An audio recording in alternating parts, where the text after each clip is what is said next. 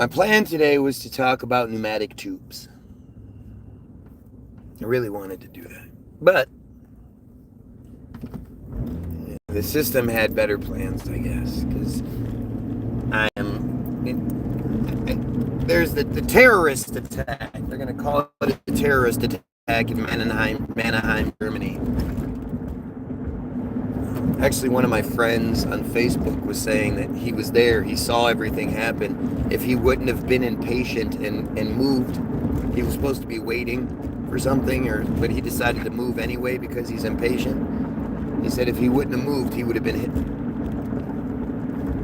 It's crazy. And it's just so strange that what is that?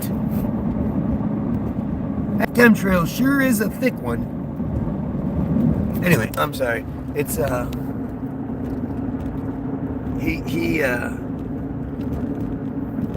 it's interesting that we have this terrorist attack stood up to Israel, and Germany urges the Israelis to stop killing aid workers and aid trucks. Like it's sort of unbelievable. I mean, sort of. It's extremely unbelievable that this narrative is the winner, is the one that's getting through, like the Israel narrative. I just can't do anything but hate these pieces of fucking shit. I don't know what else to say. You know, and I want to look up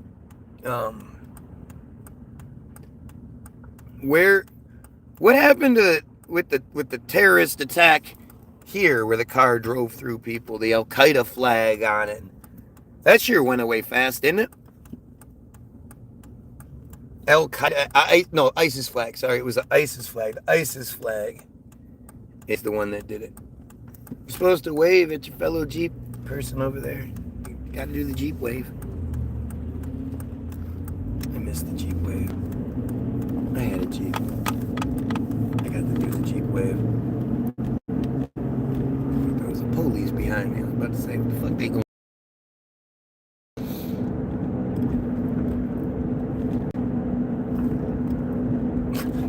Gotta love those right angles in the clouds. Right?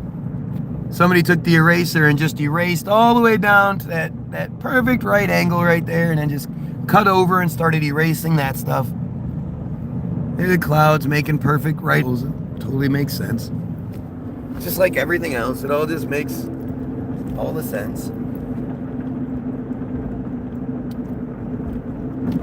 But yeah, terrorist attack in Germany.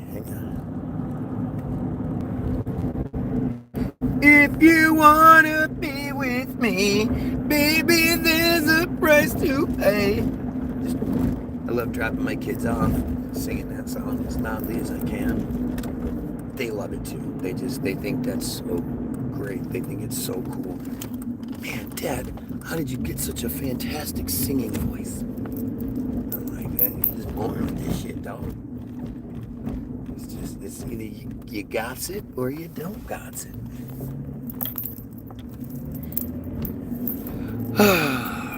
This might be a short day today. They don't let me have any viewers today. What can you do?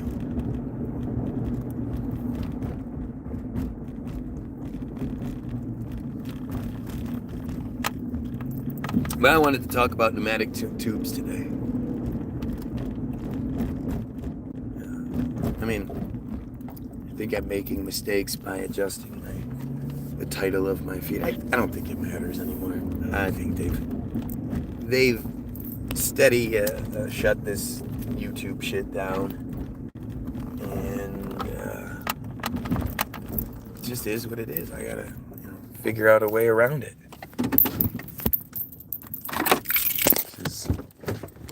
I don't know. Maybe we go to Telegram or something like that.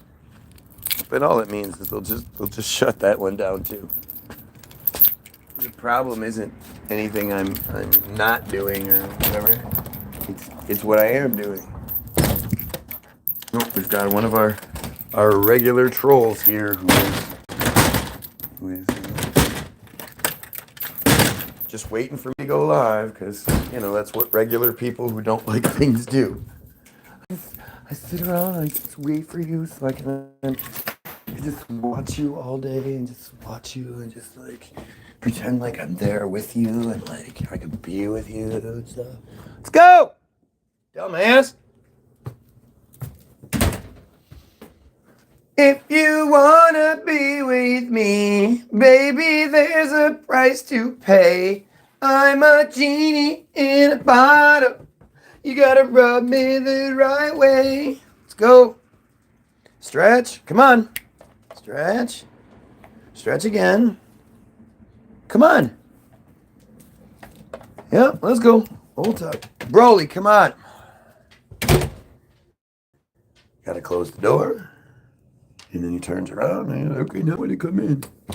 Come on, let's go. I dislike if the algorithm didn't get any information from. Yeah, sure you would.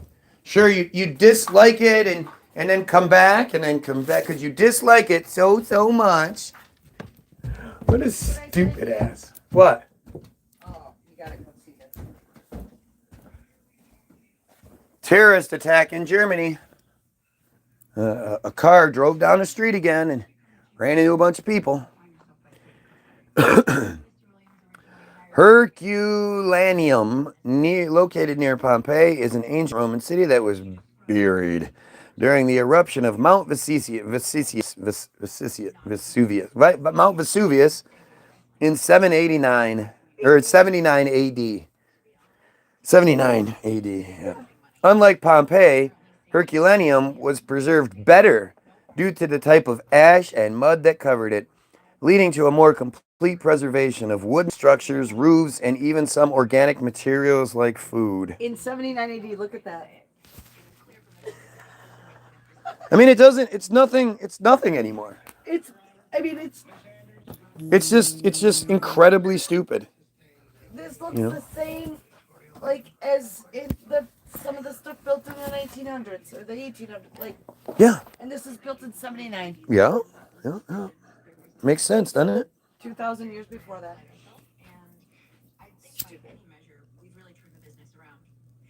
Well, then why don't you just stop? I'm glad me calling you as a pedo and a piece of shit is entertainment for you, you fucking pedophile piece of shit. I'm glad you like that. Like, okay, and I don't want you to profit. I just want to watch you. If I dislike your video, you're gonna profit. What a fucking clown. None. Little dicks make white dudes do crazy shit, man. I mean, it's just crazy. I would think having a little dick as a black guy would probably make you do crazy shit too. But that white guy little dick thing, it just. And then, being a pedo, obviously, I mean, you're so used to operating in the shadows, your fake accounts, your fake names, your fake identities, you classic pedo. Yes, absolutely calling you a pedo, you pedo piece of shit. Of course I am. Who the fuck you think I'm talking to? You're a pedo, you should know who I'm talking to. Anyway. I was watching this Casper the Friendly Ghost cartoon last night. And Casper is, as my kid was talking to me, and he was like, what happened to Casper? And I said, I don't know, dead little kid. And he was like, how do you know? Look at him, he's a kid, right? How come Casper never knows that if he walks up to somebody, he's going to scare them? Like, how come Casper's always like, hi? And then the person does something stupid. But anyway, Casper decides he wants friends, so he's going to visit the friendly Emerald Isle. You're 16. That doesn't mean you can't be a pedo, you pedo piece of shit. The part 4 that I'm on now, but it's about the Jays and the world. What are you talking about? Whatever your first comment was. If you're 16 and you're on my feed and you're not at school, right, that says everything. You're just a piece of shit. Well, you're a dumb piece of shit. That's what that says. Well, no, to me, that means the parents are a piece of Right. shit. Well, but he's this is contributing to why he's such a stupid ass. But that makes a bunch of sense now. Go back up and see the link. There is no link. I'm telling you, I'm looking at the shit. There's nothing there. What was the name of it? It's a really good documentary. What's the name of it? Some of the comments don't always come through. Yeah, a lot of the comments don't come through. Yeah, you're a dumb piece. I'm a dumb piece of shit for being on your stream. No, you're a dumb piece of shit for being a pedo Israel supporter. You dumb piece of shit. For not being in school at 16. Right, and you will be a dumb man piece of shit. If you're not at school at 16 years old, you're already out of school. You're just setting up for a life of fucking dumbass piece of shit. You know, that's how that works. Europa, the last Europa, the last map. And you said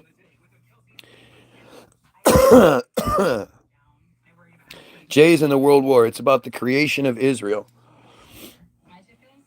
Huh. You know nothing about me. I know you're a dumb piece of shit. I know what you present to me, and what you present is a dumb piece of shit. Check it out, good stuff. I think you're like, I definitely, let's see.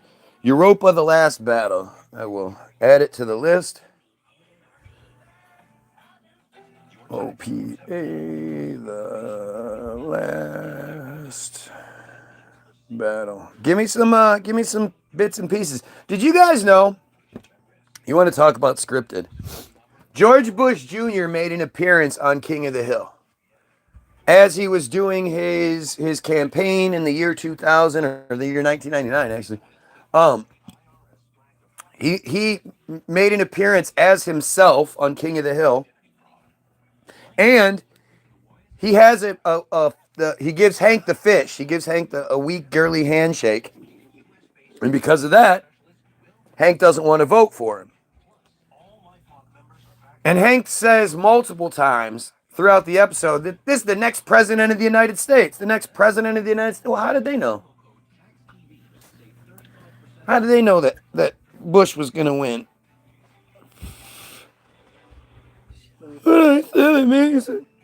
Attack you? You're a dumb piece of shit. I attack all dumb pieces of shit, especially the ones that come on my page and say stupid shit all the time. Making the best of a situation she's being forced into. No, she's doing awesome. Let's see. What was that again? Oh yeah, so I'm watching Casper, right? And Casper is 30s, 40s cartoon. And Casper flies over to Ireland.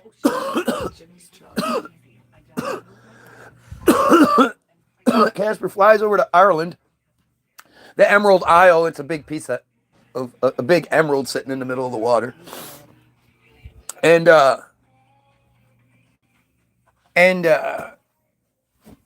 Casper is looking around. So the beginning of it starts with it's a mother and she's crying because old McMiser is collecting gold from everybody, raising everybody's tax. Old McMiser. And I'm telling you, he's got the long, pointy nose, and like it's fucking hilarious. But it shows you like there's so many horrible stereotypes throughout the cartoon, but they show you pictures of the houses of people, and they're like these thatch roof, like it's almost like a clay pot with a thatch roof on top, and you see, like, this is how they're telling us people lived in the 30s and the 40s. Maybe 20s, I don't know. While they're also building... Tell her headlights out. While they're also building the most magnificent structures we've ever fucking seen. Have a good day. I want to get back to work, but if it's about all the propaganda and the powers behind the wars and stuff, Jay's stuff pretty wild. Odyssey seems to be one of the only places you can find stuff that's not straight propaganda mind control these days. Yeah, I mean, I don't even know. I don't... See, this is the thing. This is where Hollywoodism comes in, right?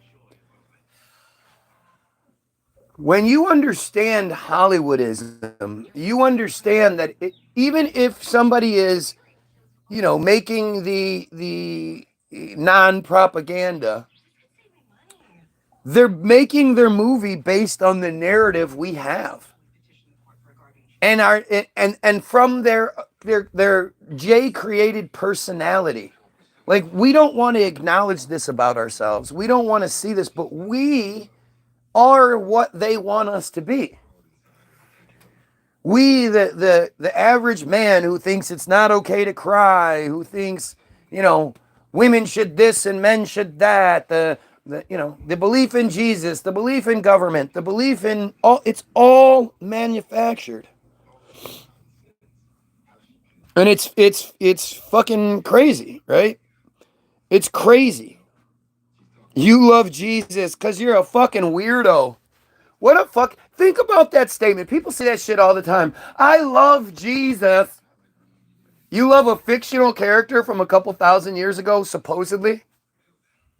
You love a dude, huh? That dude is, that you love him. Jesus is such a dumb concept. It really, like, again, that's what I'm talking about, Hollywoodism. The fact that you as a human being don't look at the Jesus story and go, yeah, that's pretty stupid. That's part of that programming. It's a dumb story. It really is just a dumb story. This guy that, God decides for some reason that he's going to impregnate the broad, impregnates her, and then he's an absentee piece of shit father. Jesus makes it to 12 and then he disappears for 20 fucking years. Comes back and now he's got magic powers and shit. Like, it's a dumb story.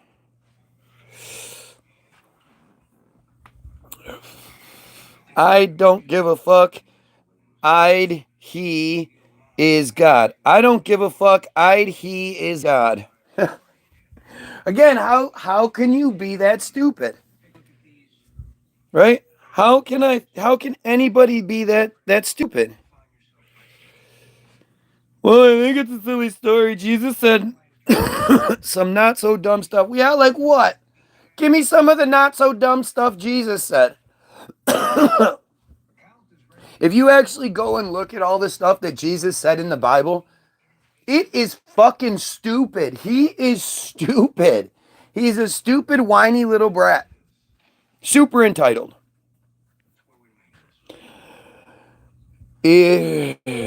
Love thy neighbor. Oh, you needed Jesus to tell you that, to love thy neighbor, but whatever you do, don't think, hey, that guy has a nice TV. I might want one like that. Oh, now you're coveting thy neighbor's goods, and you can't do that.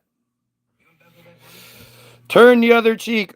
Love thy mother and father. Prodigal son was pretty. So love your mother and father, even if they're shitbags. Even if they rape you, they pimp you out, they do all that, you should still love thy mother and father. Turn the other cheek. Yes, turn the other cheek. If somebody's attacking you, don't fight back. That's definitely a Christian philosophy there, huh? Oh, just dumb. Just dumb. A man forces you to walk a mile. Walk with him 26. What stupid shit are you guys even talking about now? Now you're just talking dumb shit.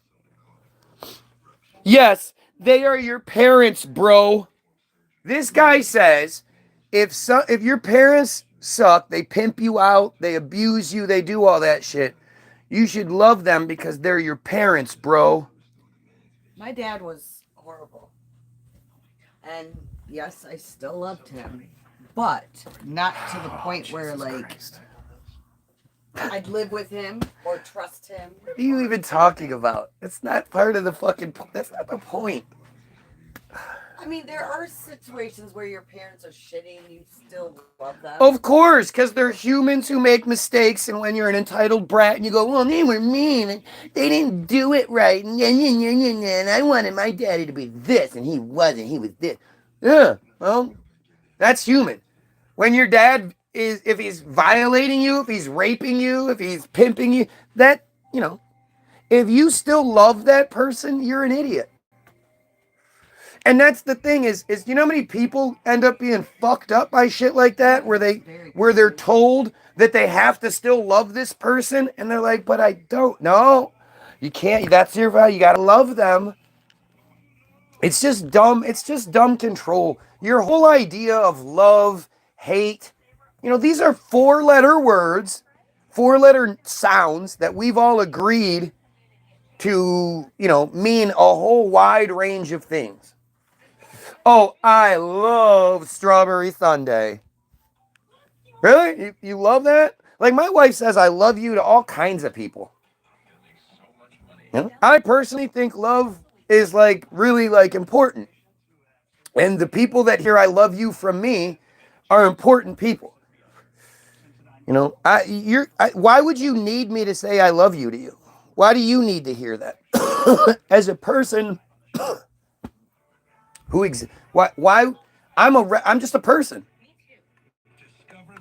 You need me to love you? Like, it's fucking crazy. Oh yeah, we disagree on everything I've heard you say. Yep.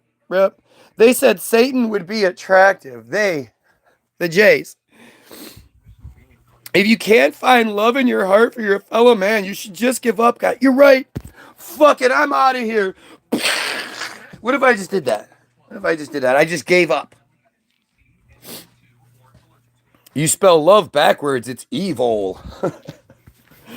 It is in the United States in English.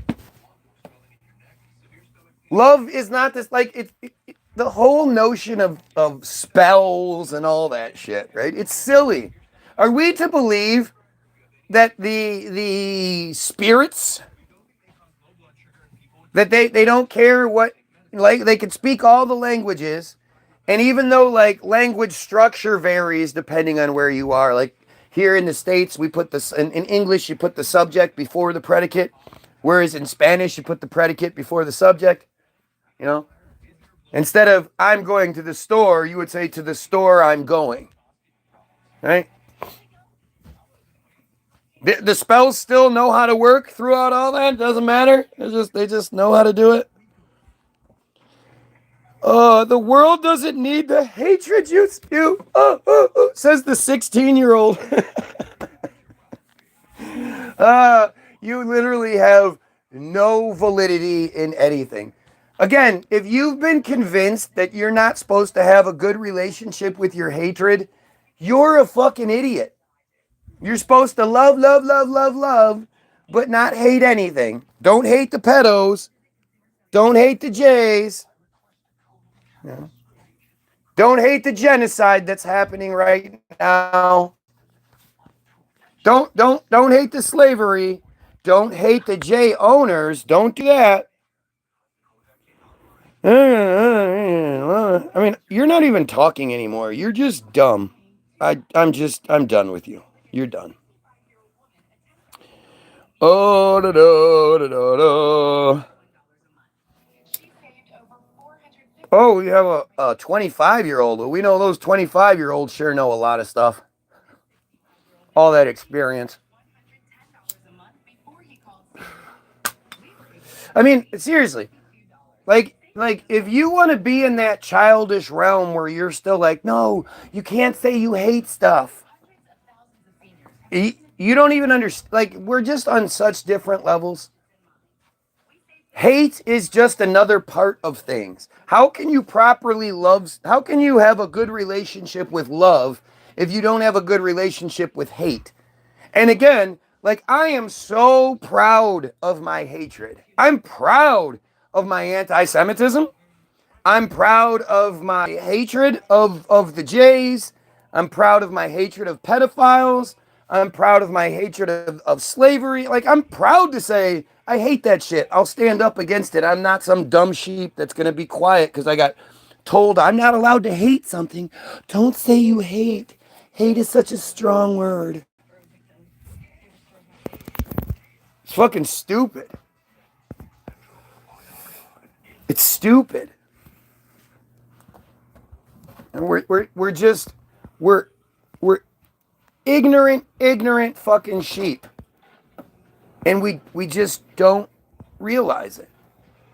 Like, we believe stupid things. You believe that we as a society are the most advanced version of humans that have ever lived on this planet. And you could literally go probably walk a mile or two from wherever you are, especially if you're in some sort of, major sort of city, and you're going to find buildings and structures and shit that don't fit into your narrative. A much more advanced group of people had to be able to build that thing that we can't build today. Had to be able to, I'd like to see somebody build a wooden roof that lasts for 2,000 years. Well, it was covered by the ash, so. A wood roof? Covered by the ash. Roof. Yeah, it's covered by the ash. And it doesn't cave in. No, it's good. Doesn't out it at a point. And it's so well sealed that even organic matter like food is still preserved.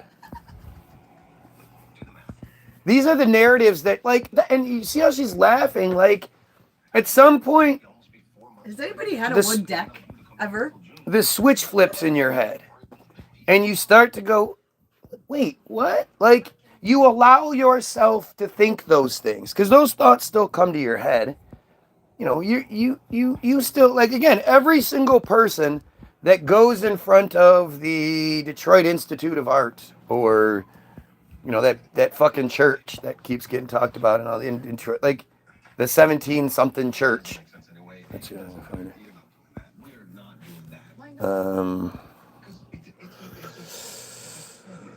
Oldest. When's the last time you went to church? Okay, this one. The Basilica. Oh, yeah, that's beautiful. That building is so beautiful. Inside, oh my God. Look at the front of the ground on the front. Yeah. And then you go inside. Show the pictures inside. It's fucking just incredible. There you go. That big ass building. And then that. Yeah, they just built that. Let's see. Let's do the history of it real quick. The Basilica of Saint Anne de Detroit. Of Saint Anne de Detroit. Is located on 1000 Ann Street in Detroit, Michigan, and serves as the needs of the the STE Ann Parish. What's STE? Okay. The parish founded by Anthony de la Mothe Cadillac. He's the Cadillac. He founded it. Him and 100 French colonists of New France on July 26th, 1701. Yeah, in 1701, these colonists, so you're saying there's 101 because him and 100 French colonists. It just happened to be that 101. These are colonists, so they're like, forging through the wilderness, and there's nothing here. It's all just trees and, wilderness. I mean, so they just founded this shit again, founded it. It's always that they founded it. Does that mean he gave somebody the money to just have it built? Because... Well, no, those 101 people were skilled craftsmen. They didn't just find it. No. What does founded it mean? No, that's what founded it means. They found it. It was here before. These buildings are much older than we think they are.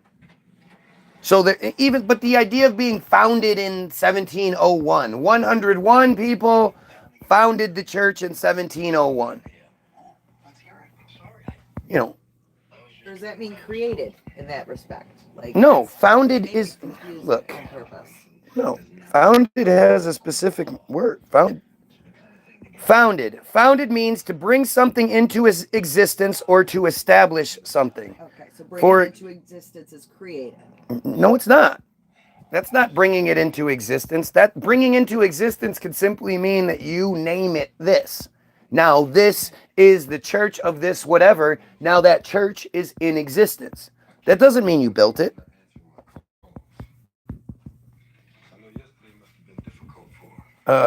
Related terms, the time when something was first established, or for people who have established it. Other words for found, to melt a material such as metal and pour it into a mold. In court, a determination that a child has been abused or neglected.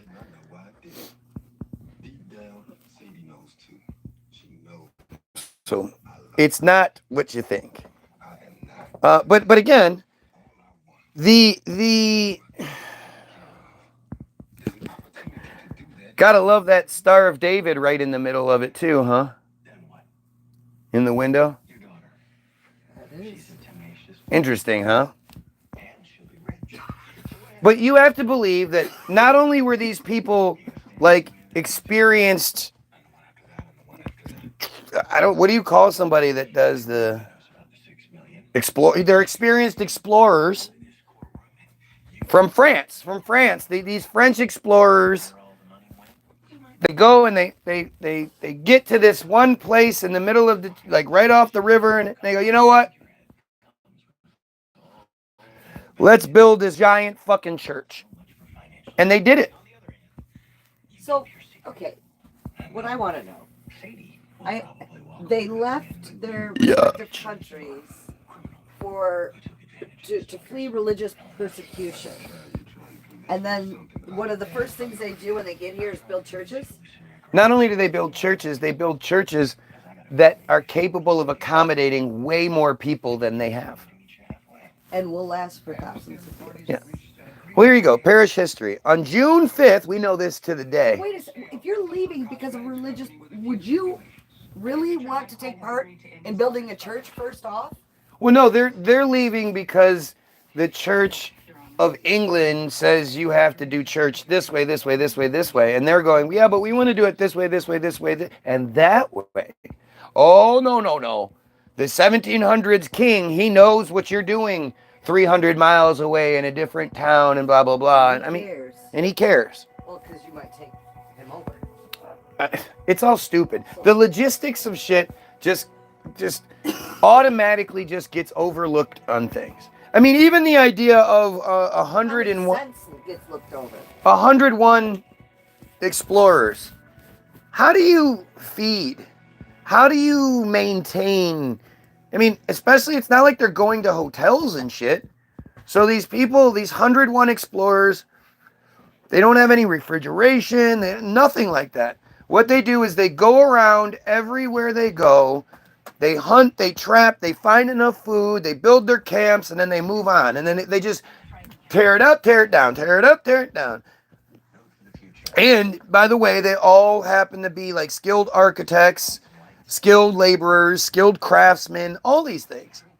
101 of them. Really interesting how these narratives are so similar. So similar. All right.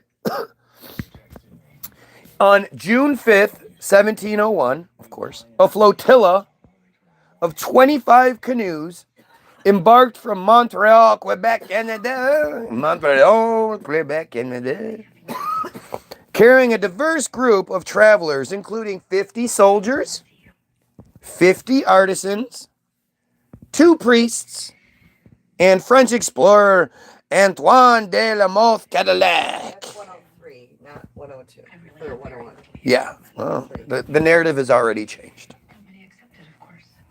Yeah, 4, actually 104. I thought you said 2. 50 soldiers, 50 artisans, 2 priests, and French explorer. I thought it was somebody. Yeah, so 103. Their journey took them along the St. Lawrence River route, winding through lakes Ontario and Erie before finally entering the Detroit River. Boy, Had to be a. Deschutes I mean, River. an interesting thing. And did they have the maps? Did they know all this? Did they know that was going to happen? They asked Alexa. After nearly 2 months of travel, they arrived at their destination on June 24th. Oh, they knew this was their destination. So We have arrived. There was a sign, a welcoming committee. but if they founded this whole thing, then how did they know this was their destination? Was that the big scouting party went beforehand, took the 2 months it took to get there, scouted it out, and then, I mean, if it took 2 months to get there, hopefully they were going against the water, the current on the way there, so it was less time on the way back. But the scout came back, was like, yo, I found this place, it'd be perfect for a church. After nearly 2 months of travel, they arrived at their destination on July 24th, landing at the foot of a steep bluff that stretched along the riverbank, specifically at the present site of Hart Plaza.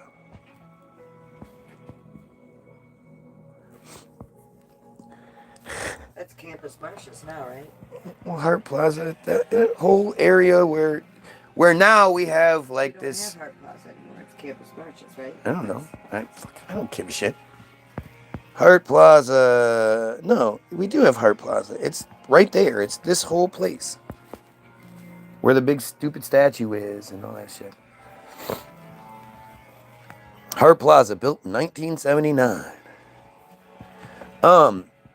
Perched. So like, and if you know about it, like, I always wonder when I see rivers and shit like that. How did they tame the river? How did these old, explorers, people of whatever time, how were they able to concrete the river in the water, like just the effort it would take to do that, to be able to divert the water, and the Detroit River is no fucking joke. No. So whatever canoes they were on, they had to be, and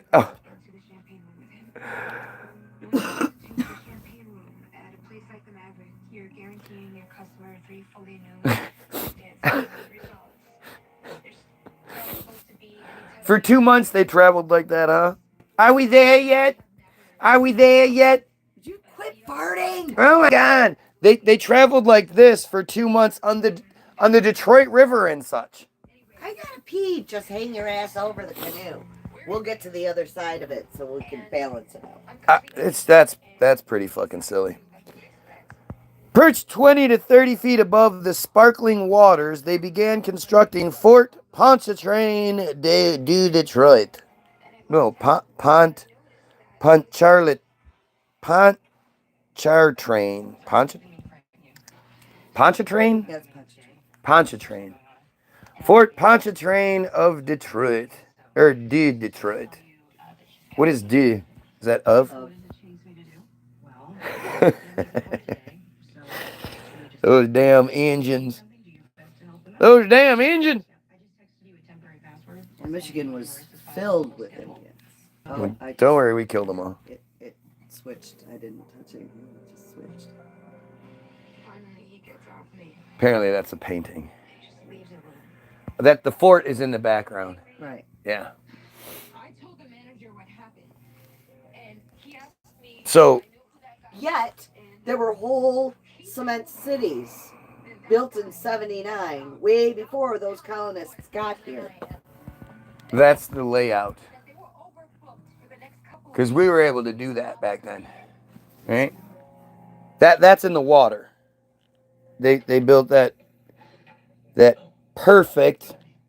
perfectly geometrical structure. Like it looks like it's kind of janky and broken a little bit, but it's all the same. This should be interesting. I never even knew about it. I've never heard about this. Fort Pontchartrain,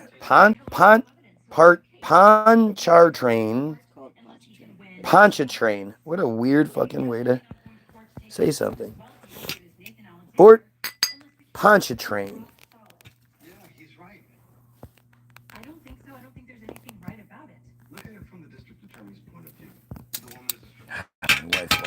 dumbest fucking shows. Mm-hmm.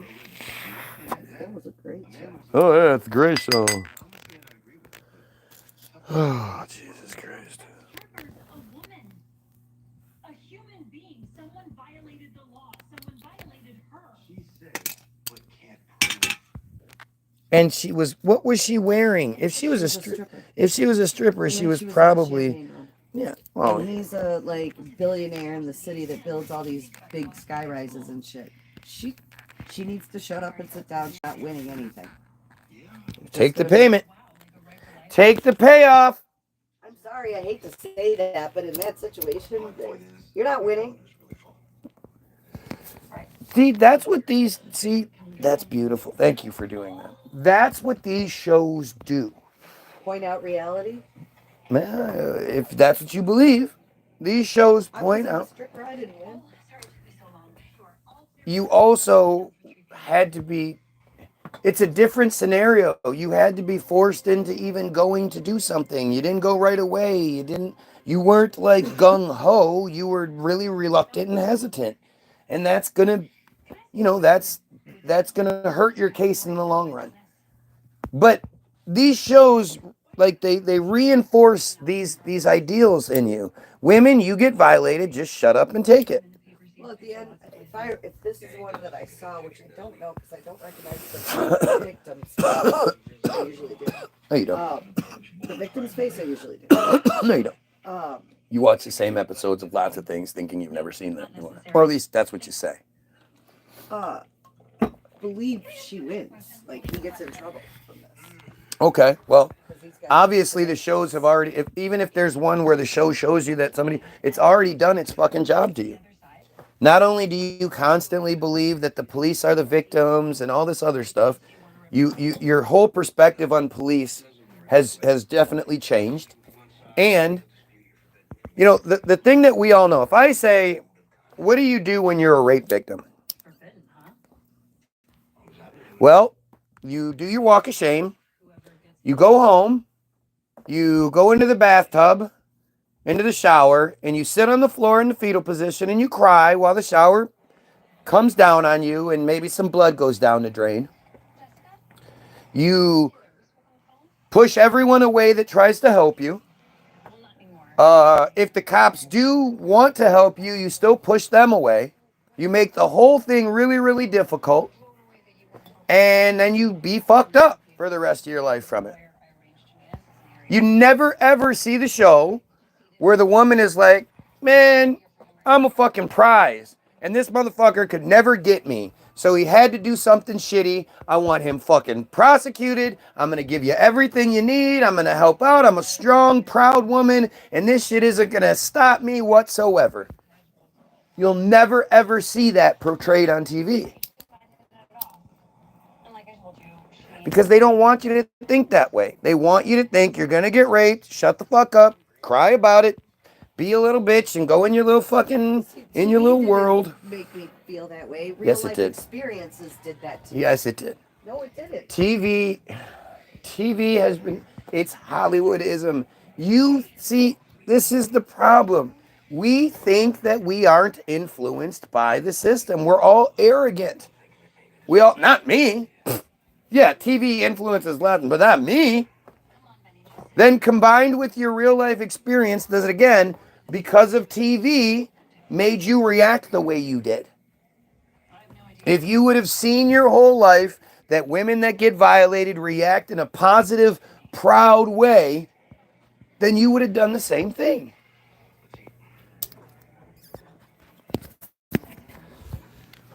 They're manipulating us. They're desensitizing us. They're programming us with their television programs.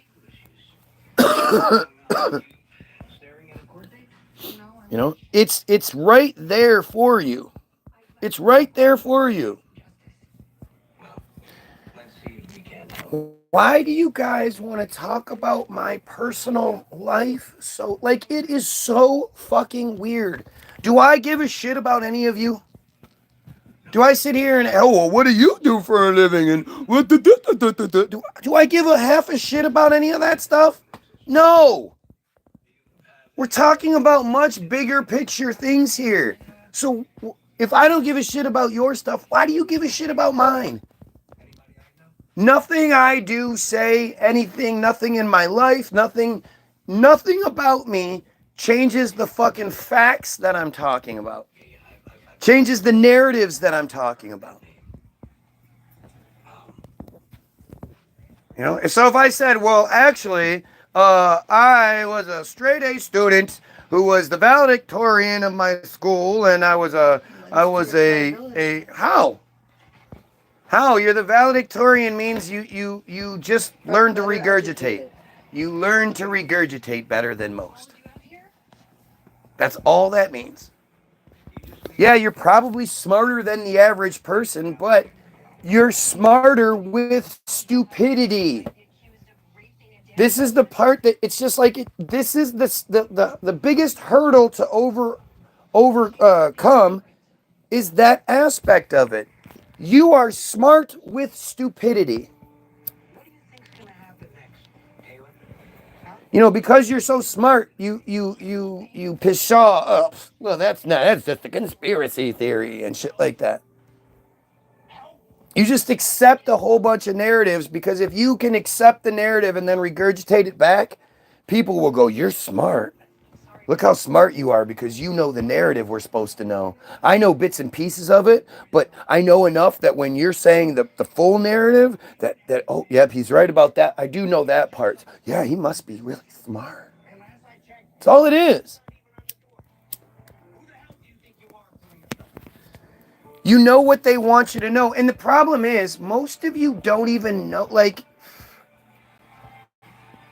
it's like you don't know shit, right? Like, you'll be able to regurgitate this and that and the other, but then if I was like, well, really, tell me about the guy that built the Brooklyn Bridge. Tell me how he got started. Tell me the story of, you know, he was pulling half boats on train cars over mountains with donkeys. Remember that? Yeah. And then the guy built the bridge over the winter in Philadelphia. Yeah, remember that? Like, you don't know that part of the story. Mostly the whole submarine argument. You don't know shit about submarines. Why am I ever going to have an argument with people because your uncle supposedly worked on a submarine or built submarines or what? Why am I going to argue with people who are going to, their whole argument is, yeah, they are. They are real. I saw it on TV. I saw a harbor once, and there was a submarine in the harbor. Or my wife. I was on a boat once, and I saw one go in a different direction, and then it disappeared. I couldn't see it anymore. So, yeah, it must have been a submarine. You know, it's... I mean, it was a submarine. We saw it. It had been docked next to us. Yeah? And it, you know, it took off, and it went underwater. How far it went and what it did once I couldn't see it, no idea. Exactly. It's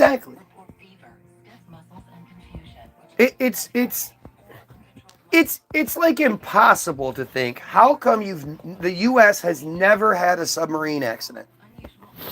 U.S. military, they've never accidentally hit something. Like, think of all the shipwrecks that have existed in the world. But submarines, it's all good.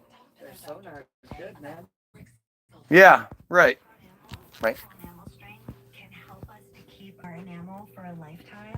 And their maneuverability and all that shit. It's just stupid. Right.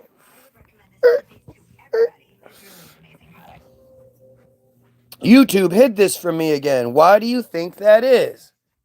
What other person do you experience that with, Matt?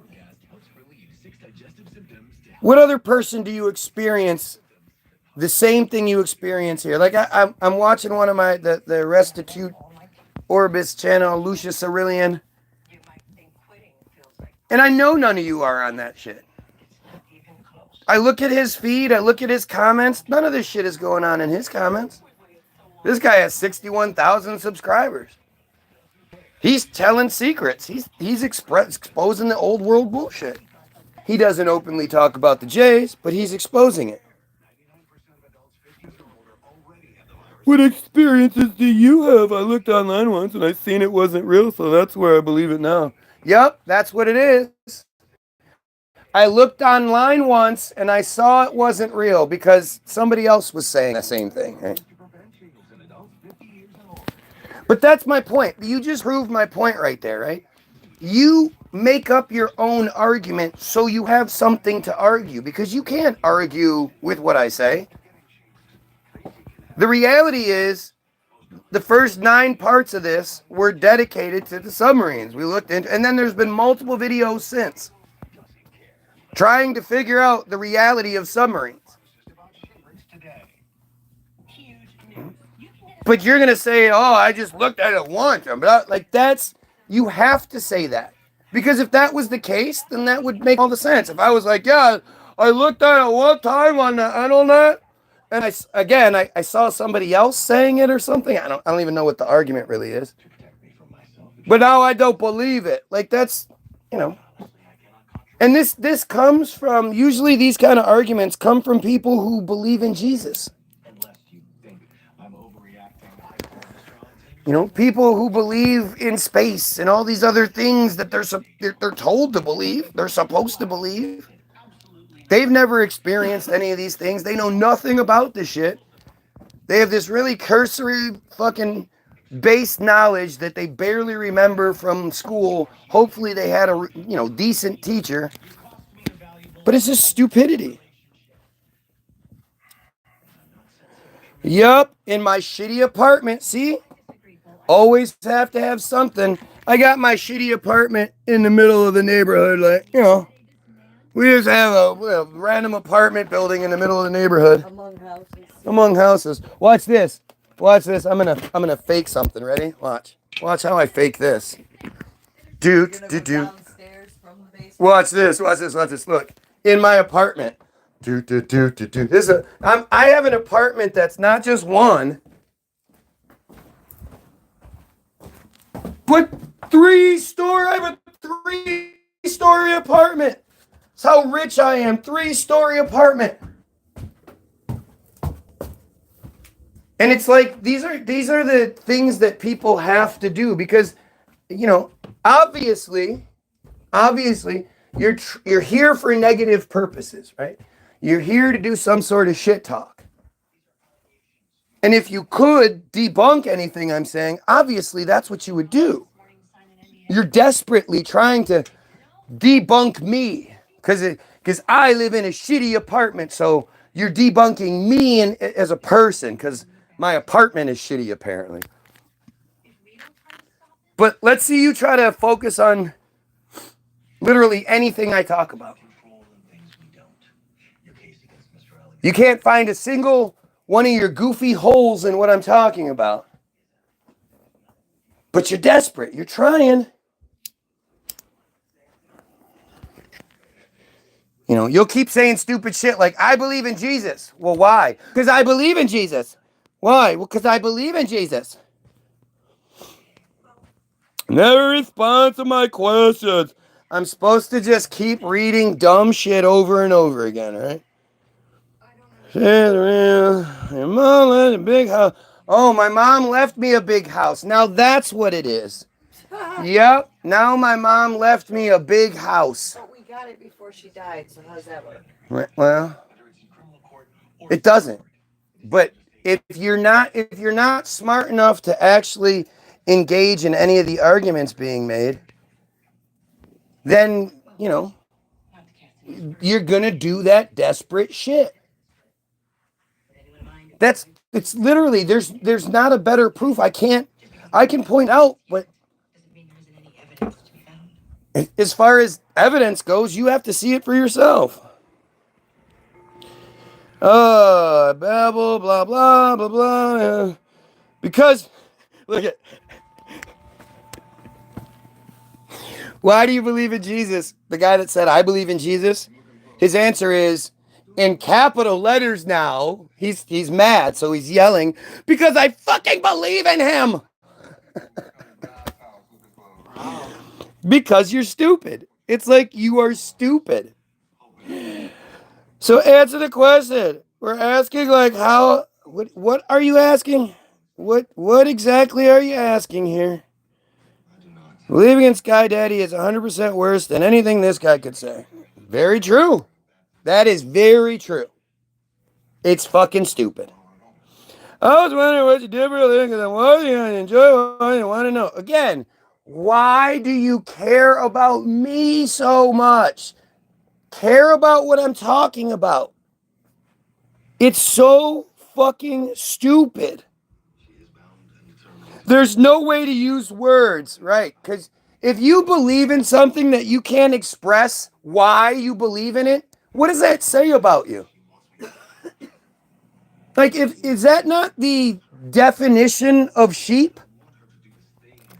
I don't know why I believe in the thing, but I believe in the thing. I can't give you any good reasons or nope.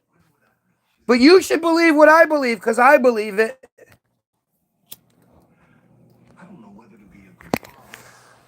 These are the worst of the worst because these are the pedo people. These are the people that allow the pedophilia to exist. They believe in Jesus. They don't need any further explanation. They're not smart enough to ask why or even wonder why they believe in Jesus. You can present them with all the information they need. Christianity comes out of Second Temple Judaism. It's all J stuff. But hey, you believe it because you do. Now back to schizophrenia because again, so it's my shitty apartment, then I live in a big house my mom gave me. Now it's schizophrenia. All because, again, you're just not smart enough to actually engage in any of the conversation. You just have to keep making up your own narrative. And the only reason I spend so much time pointing this out to you is because I know there are people on here that are what's your evidence? How do you know you're right? If I wasn't right, why would this happen? If I wasn't bang on, why would there be so much effort and energy put into trying to distract from what I'm talking about? Again, if any of these people, if I was wrong, any of these people could come in here and literally point out what I'm wrong about and put me in the position of looking like one of you assholes and just refusing to acknowledge some evidence. Or, you'll see if I stumble, if I stammer, you'll see. It's all transparency. You'll never see a Trump. You'll never see a scientist. You'll never see anything like that bringing you in and letting you see the thought process and how things work and letting you question them and all that shit. You'll never see that because they're not right. They're not telling the truth. But everything that's going on here, everything you see in the comments, if you're new, if you're wondering, you're seeing validation. You're seeing the system, which is probably Team Jorge. If you haven't looked up Team Jorge yet, you really need to. Team Jorge is the Israeli cyber network. It's just one Israeli black ops organization that has 30 to 40,000 bots that it can send out on social media to do whatever they want to do. Bot profiles. And this is bot farming at its finest. And this is, if you think that you're dealing with it, why? Like, it just shows how bad Israel and the J people are, right? They spend all this effort into trying to shoot the messenger and instead of just coming in here and telling me what I'm wrong about. Because I'm not wrong about any of it. If I was, they would say so. You hear my wife all the time. My wife always points out little holes in the things that I'm saying, and then I have to be like, no, well, what about this? And what about, They could easily do that. They with all the obsession they have over me, if I leave and I come back hours later, they're here, right? They're waiting for me to go live. You would think in between me going live, They would educate themselves. If there was education to be had to show you what I'm wrong about, they'd find it. Oh, yeah, I'm literally telling you. What are you telling me? You're saying sub accidents all over again, over and over. How is that saying anything? I would love to see you look up the Aquarius Reef Base and tell me if that's fake. It's a laboratory underwater, basically an immobile submarine. It certainly exists. Would love your opinion. Aquarius Reef Base. Okay. We have traditional Medicare, which is only Medicare Parts A and B, not Part C. All right. That's why because there may be Are you talking about this? we don't have a Medicare Part C plan. We have everything in Part A and A prefab building that could be fucking anywhere? Doesn't matter where they tell you it is. It is deployed on the ocean floor, 62 feet below the surface. Yeah. So? Of course, like that. How come they don't have those in all over the place in super deep places? But even if they said they did, how do you know they do? Like, this is the part where it's so hard to break through that fucking shell on your head. How many different stories, how many different official narratives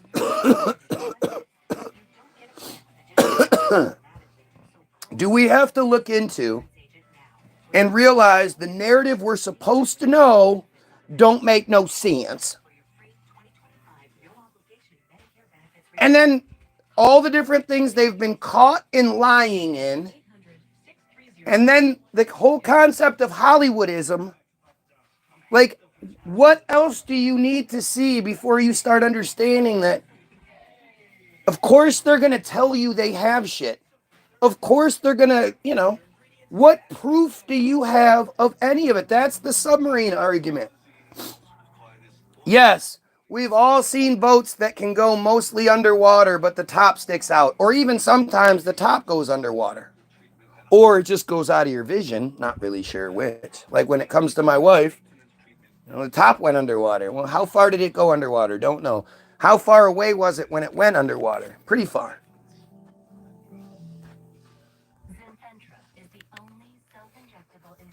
But as far as anything other than boats that go just under the water, you literally have no proof of any of it. Nothing. Nothing. And every time they try to show you something, like if you go look it up on YouTube and you try to find official videos showing you submarines emerging, every single time they come out of the water, it's like boom, boom, boom, boom, boom, boom. It's bouncy. It's like if you were to let go of a 2-liter underneath the water and it rose up to the top real fast. Meaning the people on the inside, especially like, unless they were totally strapped down, and everything else on the inside of that thing, unless it's totally strapped down, when they come zooming out of the water and it pops up and then it comes back down, everything's going to go, ugh. It's going to be like devastation on the inside of that motherfucker. Yet we're supposed to believe that they have they have a whole kitchen on the inside, a big stove and a grease frying vat and a blah. Come on. But this is the kind of shit it's like arguing over Santa Claus. When you say, I don't care what you say, I have faith. Well, then there's no point. You're saying you'll believe anything because you believe it. There's no rhyme or reason. You just do because you were told to. At the same time, the sort of evidence that might convince him of something does not convince a rational person of it. What does that even mean?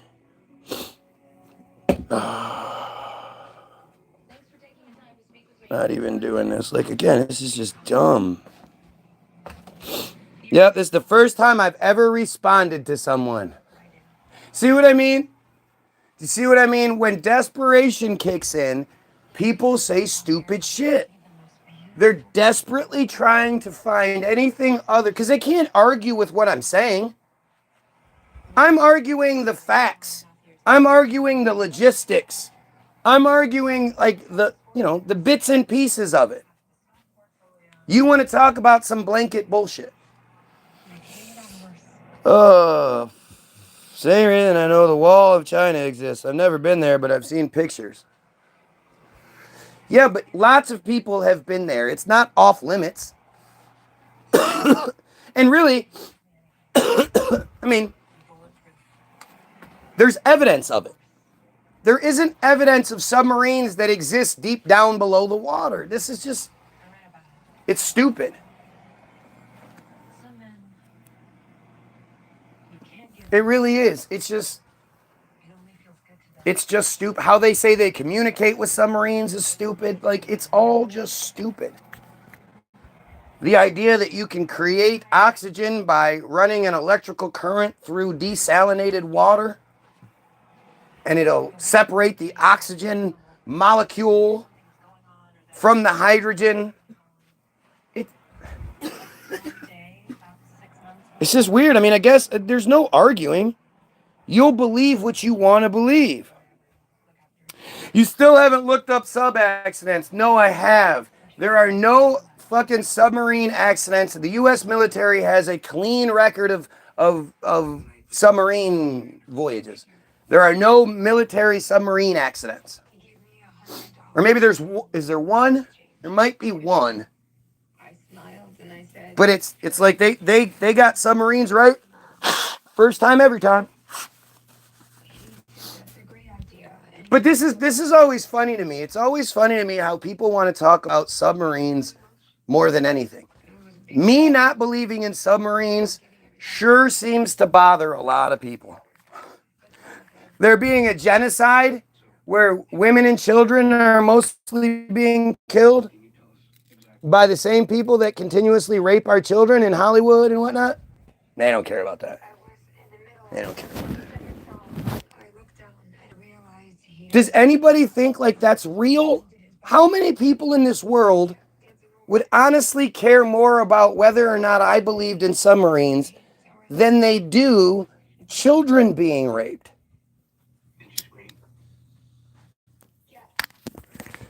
How does that even work? Yep, I'm completely illogical. Cool, then what's the point then? If I'm completely illogical, then what's the point? You should be able to make logical arguments, though you can't. Yes, I just did a line. I love, again, the desperation of, see? You see what I mean? If they think they have something, they jump all over it. Now, anybody that's actually done drugs knows that, you don't blow your nose when you're doing lines, because that's how you get rid of the drugs. Especially not the 16-year-old. But this is what, so if I was wrong about other things, like I'm doing lines in the video, you would point it out. You're pointing out me doing lines, jumping all over that one, but pointing out exactly what I'm wrong about and how I'm wrong about it, nope. Giving me any good stuff about the Jays, and the Jays are good people because, that cult is okay, because we should keep accommodating that cult because nothing. It's nothing. This is how this fucking works, right? You can't admit you're YOUR wrong about anything. That's a heavy, yep, I'm wrong. What am I wrong about? What are we talking about? The first submarine was in the Civil War. No, it wasn't. See, this is where stupid people they talk. That's more of a submersible anyway, and it was a failure. But The first submarine is from 1620, you dumb shit. Go look up Cornelius Drebbel and his 1620 submarine. That was successful. Worked really well. But the powers that be at the time didn't see any, military advantage of having a vessel that could go underwater undetected. So they shelved it.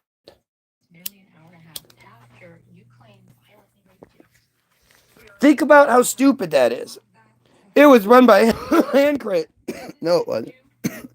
And men would die in it. They'd pull it up to shore and fill it up to do it again. No, it was destroyed by a fucking torpedo, you dumbass. And then there's the submarine from 1850 that was made and it could go 150 feet down and could spend 3 to 4 hours underwater. And they could open up a hatch on the bottom so they could harvest oysters and shit like that. That's from 1850, before the Civil War. But you keep going because you're so smart. What the fuck? He went from saying they don't exist to they existed in 1620. I'm confused. I said they existed in 1620? Or I said the first submarine is said to exist in 1620. Correct? See, this is the difference, right? I correct the things that you say. When you guys actually try to make points, I address them and show what you're wrong about. You don't do that back. You told me there have been no recorded sub accidents in the U.S. military. U.S. military. And use that as your basis for why they. Oh! I said there have been no submarine accidents, so that's my basis for why they don't exist. That's what I said. That's what I told this dumbass. I told him that because there are no sub accidents, that means submarines don't exist. Now, if that's not a prime example of somebody creating a narrative so that they have something to argue, I really don't know what else there is. It's that kind of stupid shit. The H.L. Henry was a Confederate submarine that was sunk by the U.S. Hornacek in 1864, becoming the first submarine to sink an enemy wartime ship. An enemy ship in wartime. No, it didn't. That's not the narrative. It's just not. And it's not the first one, that's for sure. It sank when it launched because you had to get real close. And it was more like a bomb that they just sort of put out. It doesn't even make sense. The whole design of it, the whole concept of it, it's just a dumb story. If you look up the different depictions of it in museums across the world, it's completely different in all these different museums. And it's impossible. It's just an impossible vessel. That's why it didn't work. Well, that's why it wouldn't work. That's why we didn't supposedly have them for such a long time. But the Hunley, the all that shit, that's not the first stuff. Look up Cornelius Drebbel first. That was part of your evidence. No, that wasn't part of my evidence at all. You can't even follow your own mind, but I know what's yours to use at the right time. Never in not in all 9 parts can you find me saying, there have been no accidents, so that means they don't exist. Wife, have you heard me say that one? No. Random YouTube guy desperate to come up with an argument seems to have. You all right? No one has ever seen it in action. Only records, only replicas. Exactly. And even the replicas don't fucking work.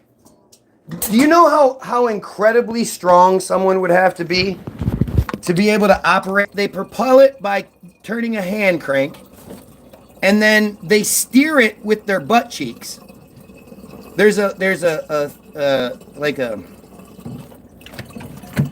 lever attached to the rudder that they supposedly steer with their butt cheeks.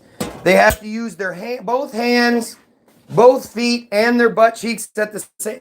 It's just not feasible. It's just not feasible. And these are submersibles. None of these things go underwater. The acorn was supposed to just, most of it goes underwater, but the top of it still stuck out because the guy had to be able to see. Anytime they talk about something going underwater before they had the ability to, like, how would they see? Even in super duper clear water, if you had a little window and you were looking out, it would be super distorted. You wouldn't be able to use it. But now we're talking about things happening at nighttime. And so, you know, the acorn has these snorkels that stick out.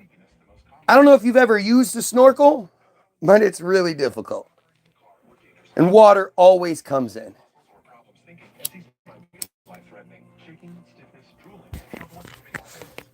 And again, here we are talking about goofy historical nonsense that none of you have any sort of actual experience with. The funny thing is, again, you're so arrogant. You know what? I think a lot of you actually have looked it up. And because you looked it up and found, like, I mean, again, I read it to you. Wasn't like I'm sitting here just making up my own narrative. I literally read to you everything we were supposed to know about it. You don't have any arguments. You just say stupid shit. But again, we're getting way off track because why do we sit here and argue about this shit when there's a genocide taking place? While your American tax dollars are being just funneled into Israel, you want to talk about submarines for some fucked up reason. So exactly why did you say there have been no accidents? Because you kept saying sub-accidents over and over again like a dumbass. There have been no military accidents. There have been no U.S. military subs that have sank because some fucked up happened. They're perfect. Thousands of pounds of metal can't sink even with an air pocket. Yep. Just think about it like this. When you go into the water, you can't just sink to the bottom of the water. You can't just sink to the bottom of the pool. Right? However, and because when you take a breath, your body is buoyant. The only way you can sink to the bottom of a pool is if you go and you inhale what? This much air? How much air do you think that we inhale is? You think? How much air? If I go into a balloon, I'm only going to blow it up like this much. So that much air can keep me floating, and I would have to exhale that air to be able to sink.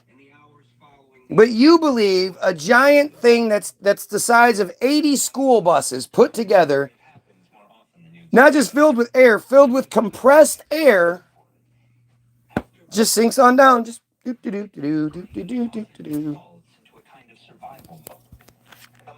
Honestly, I think that's one of my best analogies. Because every single one of you has done the thing where you've tried to sit on the bottom of the pool and you can't. Until you go and you sit there and you're like, and then you got to come up real quick. This much air keeps you from sinking. But an entire living space full of, like think about the percentage of your body, right? Like I'm 200 pounds, right? This much air can keep 200 pounds buoyant. We're talking about a submarine that's the size of 80 school buses filled with people and all that other shit, and air supplies, tanks full of air. And yet, there's some reason, doop-de-doo. And as it's going down, it's also adjusting the air pressure on the inside so it doesn't collapse and crush the tin can. Nothing. And it always works. Always works. It's just amazing how stupid we are. Right? It's stupid. Scuba tanks make divers float. I mean, what are you talking about? Scuba divers have to be weighted.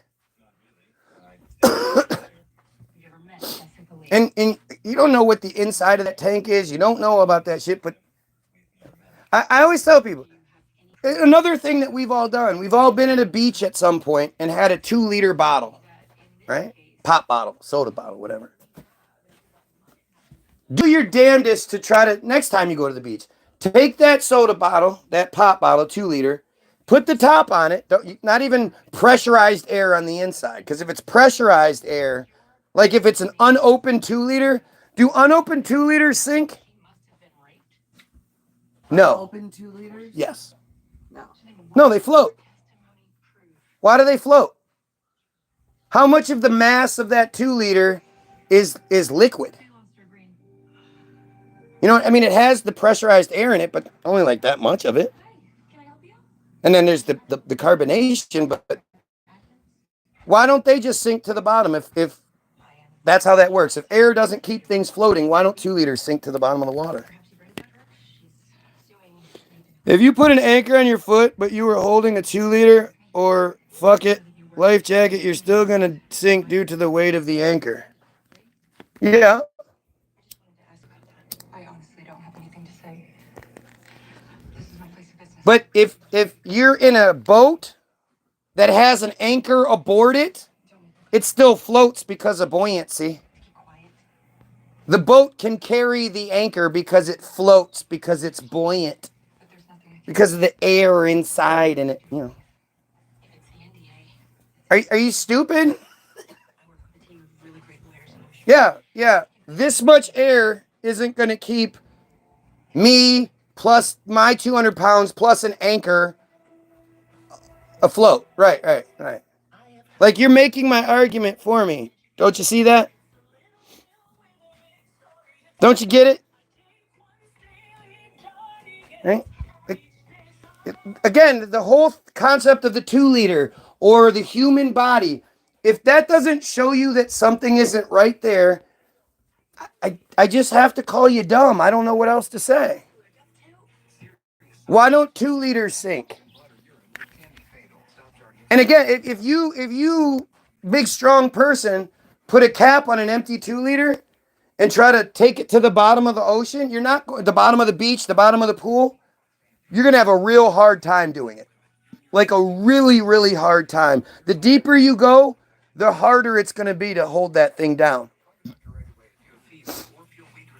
Even if you fill the 2-liter with water, you know, it's not even a sealed 2-liter anymore. You fill it up halfway with water, you're still going to have a hard time keeping it down, especially the deeper you go. So a heavy-ass metal tank that goes in the water, aka a fucking submarine, will sink.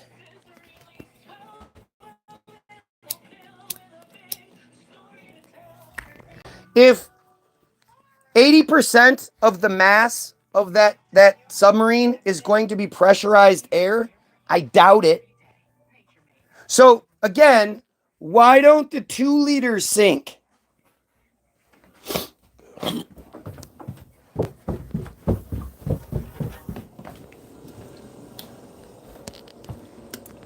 Why don't 2-liters sink?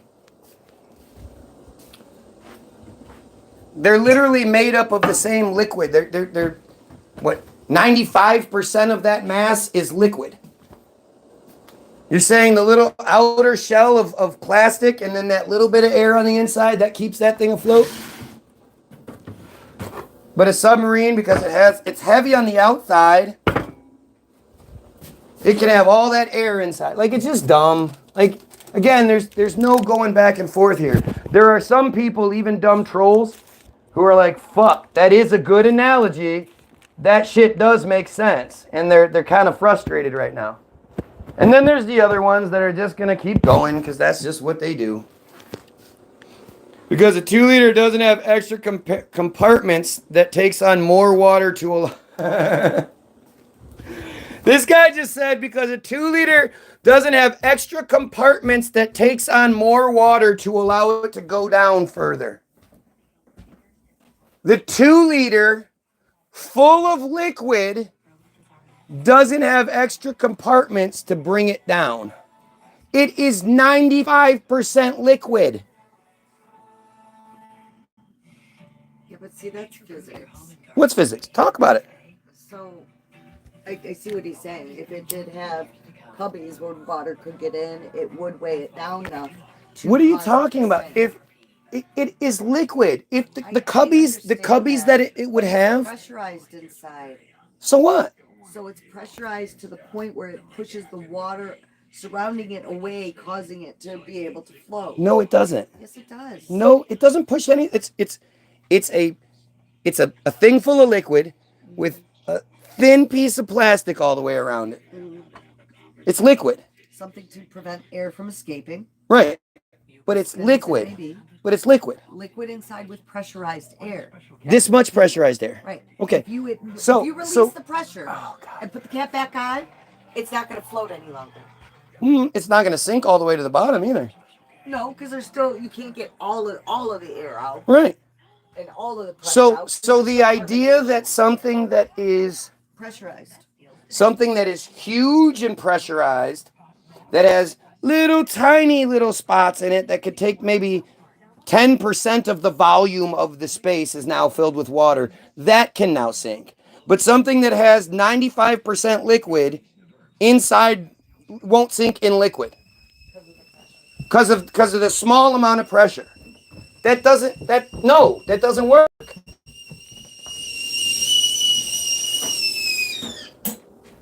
You just want it to work. So you're overcompensating.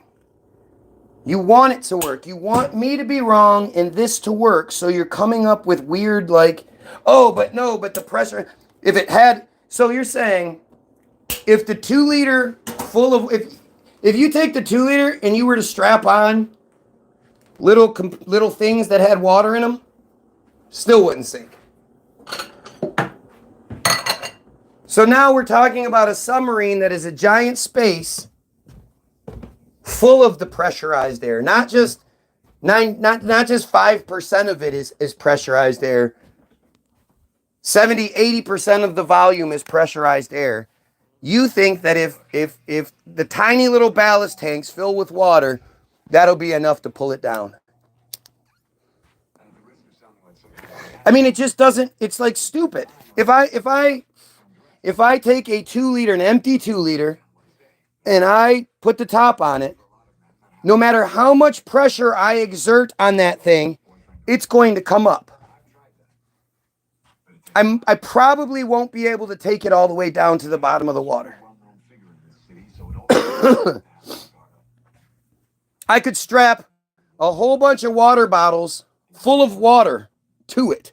If I took that 2 liter full of air and I taped 2 water bottles on each side that were full of water, it still wouldn't sink. Just because you're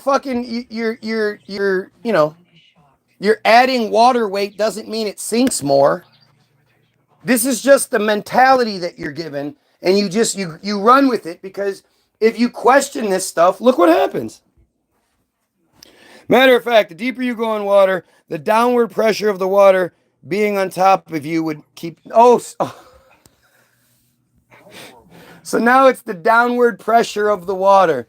The air that doesn't try to do everything it can to escape, suddenly it becomes too much pressure. That is not how things work. That is not how things... No, you don't. We inherited this house from my mother. What are you talking about? Right. Well, we're paying rent to her ghost, I guess. I don't know.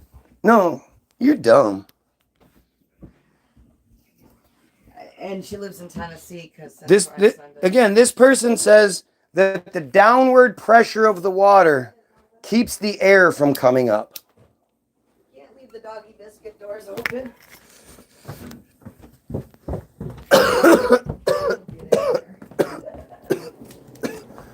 And again, why are we talking about this? Why is it more fascinating to you to sit here and go back and forth about submarines than it is to talk about our slave masters? The people that are literally committing genocide every single day. How is that a more interesting story?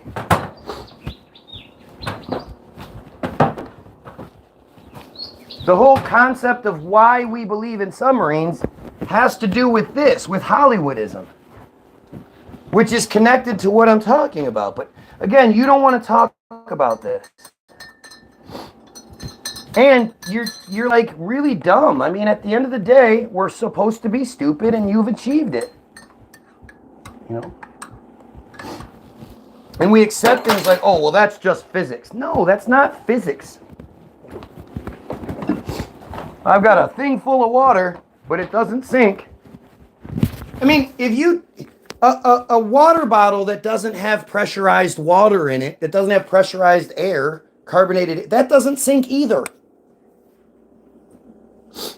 An unopened water bottle will float.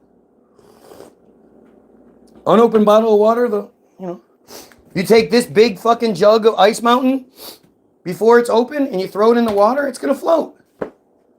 6 pounds, more than 6, it's more than a gallon in there. More than a gallon of water is negated by the plastic. Oh, here, check it out. I'm going to do another line, you guys. Ready? Ready? Check it out. Oh, man. Oh, look at all that cocaine. Like, do you even understand what lines are?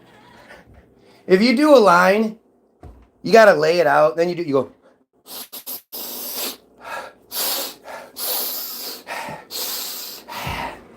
Trying to get that shit to stay up in there. That's how doing lines works. You don't just quickly make a blow sound.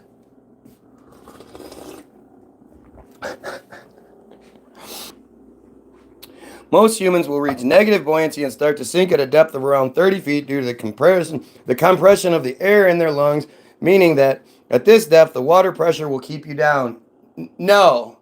What happens is by the time you get that deep, you run out of fucking air. What are you talking about?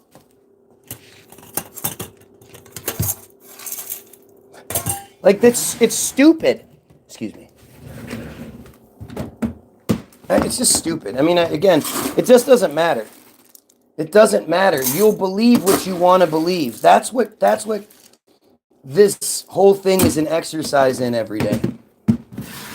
People will believe what they want to believe, even if they wouldn't believe it in any other context, or it doesn't make common sense or physical, none of it. If they want to believe it, they will. Brian Mullen's Balls Out Physics series explained how it's impossible for thruster engines to work in a vacuum. And yet you all believe in Star Wars and shit. Because you want to. That makes Star Wars cool. Makes space cool. Not that it's any of your business, but a wealthy benefactor has stepped forward and is willing to finance this transaction. Yep. Yep. You can test it. Yep, I'll test it. Yep.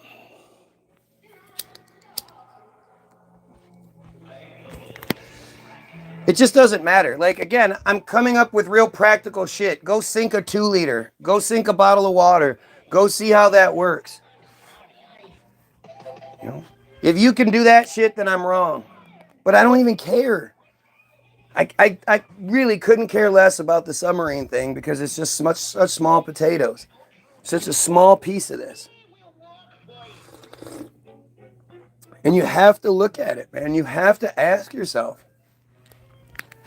you know, why do we believe what we believe? Do we have good reason to? Have we been given good evidence to back up the things we're supposed to believe?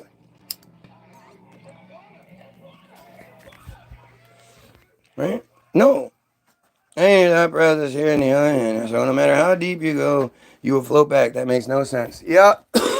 Right. Right. It makes no sense that you'll float back up if you have air. There's nothing to say, dude. I just don't. By your logic, how does the submarine come back up? They push the air out of the 15% of the volume of, or they push the water back out. Which again, how does that water, when you push the water out, then where does the air come from that fills that new space? We do. We're talking about volume here. Once you push, so all that pressure from up above, all it takes is 15% of the ballast tanks to then be filled with air. Because the ballast tanks are such a small percentage of the actual volume of the submarine. And so you think not only do those things fill with water, which then brings it down, and then there's pressure that holds it down. All they have to do is pump a little bit of water out and the submarine goes right back up. All that pressure from the water above it, that doesn't hold the thousands of pounds of submarine down. And of course, there's the pressure that's coming from all directions that's on the sub because the water is just pushing. And the submarine's inside mechanisms know how to make the inside pressure exactly match the outside pressure so the thing doesn't either implode or explode as it's maneuvering underwater. It's just amazing.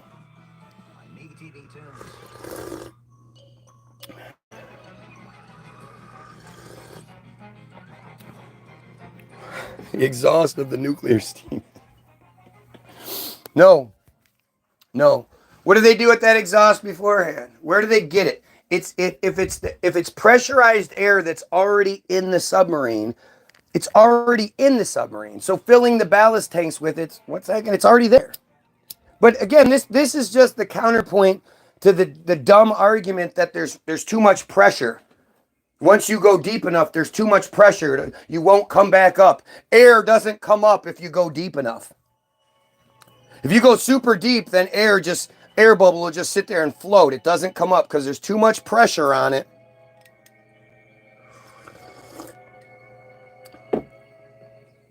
I mean, this is stupid. This is just the stupidity that you don't even mean to be stupid. You think you're smart.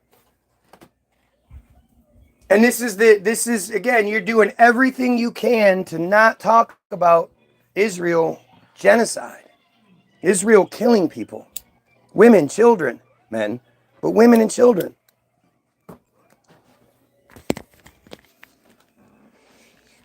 I am smart. It reaches negative buoyancy. Right, but then it can be counteracted by adding 15% of air to it. Just stupid. I'm not going to keep going with it. It's stupid.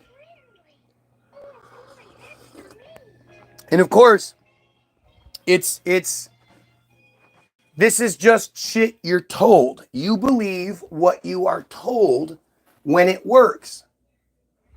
It's the same concept as during the 1850s, we're living in these little, Casper's a great example of it.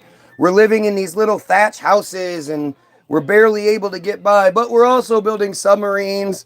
We're also building huge buildings that last forever. Building tunnels underneath water systems, the Erie Canal.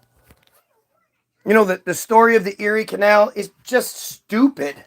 It's just stupid, but they just they slap it together. When you start getting into nuclear powered subs, how that came about, go ahead, figure it out. Go ahead, figure it out. Rickover, got his first name. Chaim Rickover. They said, we need a nuclear powered submarine. And Chaim was like, I gotcha. And then he had it. It's just amazing. You think someone could be that close to a nuclear reactor and not be radioactive? Share chat. Every sub-freeman would be a member of the Fantastic Four. It's a great fucking point, man. It's a great point. And they're inside of a contained environment, supposedly, with this nuclear reactor. How come they can build nuclear reactors that work on submarines, but we can't have it as just normal power sources? It can't be that dangerous if there's never been a nuclear submarine that's exploded and caused all this catastrophic damage and shit. Never happened. The nuclear submarine aspect of things just takes the whole thing to a level of goofballery that's just silly, man. It's just silly. So air will outweigh water every time. Yes. Yes. An air bubble will always go up. Air bubbles do not just get stuck because there's too much water pressure of them. Come on, man. You're not that dumb. Is a pound of air the same as a pound of water? I think that might be the best argument, other than it can't sink, apparently. Not all submarines are nuclear. No shit. But the nuclear-powered submarines go along with it. That's because the train moves faster than the nuclear ice. Yeah, right. Come on.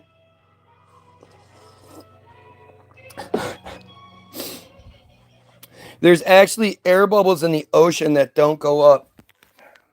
Sure there is. So then what do? They just stay there forever waiting for Sonic to come swim by and be like, bloop, bloop, bloop, bloop, and get his little air fill. Do you know how silly you sound? Air bubbles in the ocean that don't go up. And apparently, that's just after 30 feet or so, right?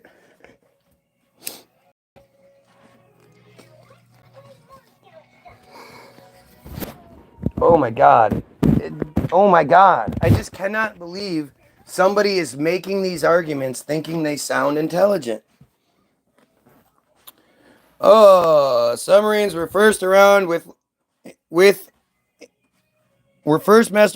like the 1700s. I watched a video the other night. Not true.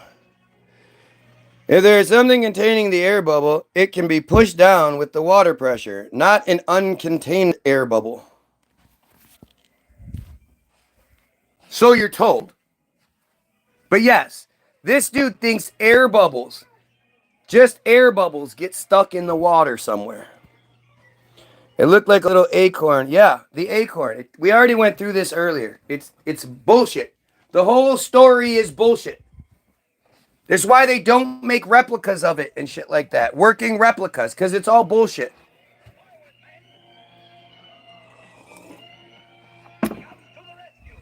The first sort of real, like, submersibles were the German U-boats, but those aren't submarines. Those are boats that go just under the surface of the water with a little, with multiple parts maybe sticking up. The air bubble, the air hoses and shit like that. I mean, just the idea of like, oh, well, they have scrubbers for all the carbon dioxide and moisture that's breathed out by all the people. The scrubbers inside, it's just stupid.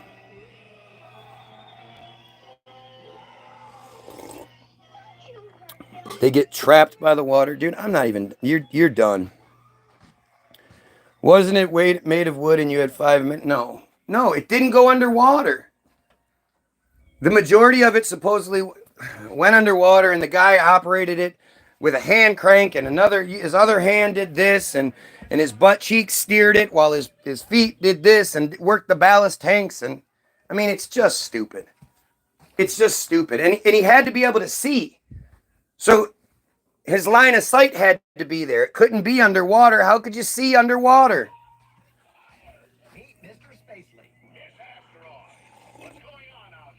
It's fucking silly. Bro, what about just robots that go on the ocean floor? Is that fake too? TOO? I have no idea. Whatever they show me is just shit they show me. And then they tell me where they are. I don't know if they are where they say they are. You just don't know what it's Hollywoodism. And until you're willing to watch, like, it's funny. I'm supposed to look up this. I'm supposed to do that. I'm supposed to do this. I've literally told you for quite some time now. The only thing I think you should watch is something called Hollywoodism. Not the only thing. The most important thing I think you should watch is something called Hollywoodism. And I really want people to go watch Hollywoodism and then tell me what's wrong. Tell me, debunk it. But Hollywoodism answers all of these questions. Why you believe what you want to believe. You have been programmed. Belch. There's it's a Merlin, yeah, cheerleaders. He had 2 leaders on board. Do you understand that? Again, it would be really easy. All they got to do is make a working example of this acorn submersible, which it was. Diving bells and shit. Those make more sense. Those are connected to a boat up on the top. But why isn't some like the reason the acorn supposedly failed is because of the explosion. So why not build a working replica of it and show us that it works? And go look at the rest of the history of submarines and all the goofy shit that they like. The history of submarines is basically a bunch of failures over and over again. And then suddenly they just figured it out. And when they figured it out like gangbusters. Like, oh, we got this figured out. Now we can make nuclear submarines. Let's just do that. It's really silly how the progression of the narrative takes place. This guy built this and then it failed. And then this guy, based off of this other guy's design, because, in the 1860s, 1850s, 1880s, everybody just had access to everybody else's information somehow. The internet and shit. But some guy in the United States has access to the information of the specs and all that shit of the failed design of a guy in France, his submarine. So he improves on the guy in the United States, improves on the guy in France's design. And like, how do they even share that information back then? It's pretty stupid. No, that Sensi person is just another bot. Like, that person is one of those lives for my feed people. Just, more lines.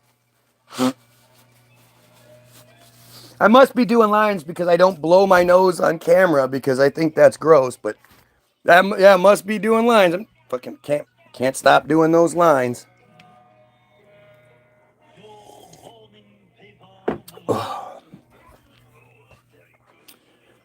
What's the pros and cons about lying about stuff? It's all about control. There's no cons to it. What cons would there be? I mean, the cons are if we figure it out, then, it is what it is. But the pros, the reason why an open air prison works. I don't know how many of you have seen the movie Life with Eddie Murphy and Martin Lawrence. That's pretty funny. But they talk about how when they get introduced and the Hoppin' Bob and the warden, we don't like blah, blah, blah. And Hoppin' Bob repeats them. And yes, we don't have no fences here at blah, blah prison. We don't have no fences, boss. What we have is the gun line. Yeah, tell them about the gun line, boss. And it's basically the idea that if you think that you can die because you'll get shot, you'll be killed by crossing the barrier, you're much less likely to cross the barrier. So, if we believe that they have submarines, that they have spaceships, they have a space force, they have every land, sea, and air avenue covered, then we think there's no escape. We won't even try to escape because we know. We know that they have way more technology, way more guns, a way better fence than we can build. That's it. It's nothing complicated. It's all about control. That's it.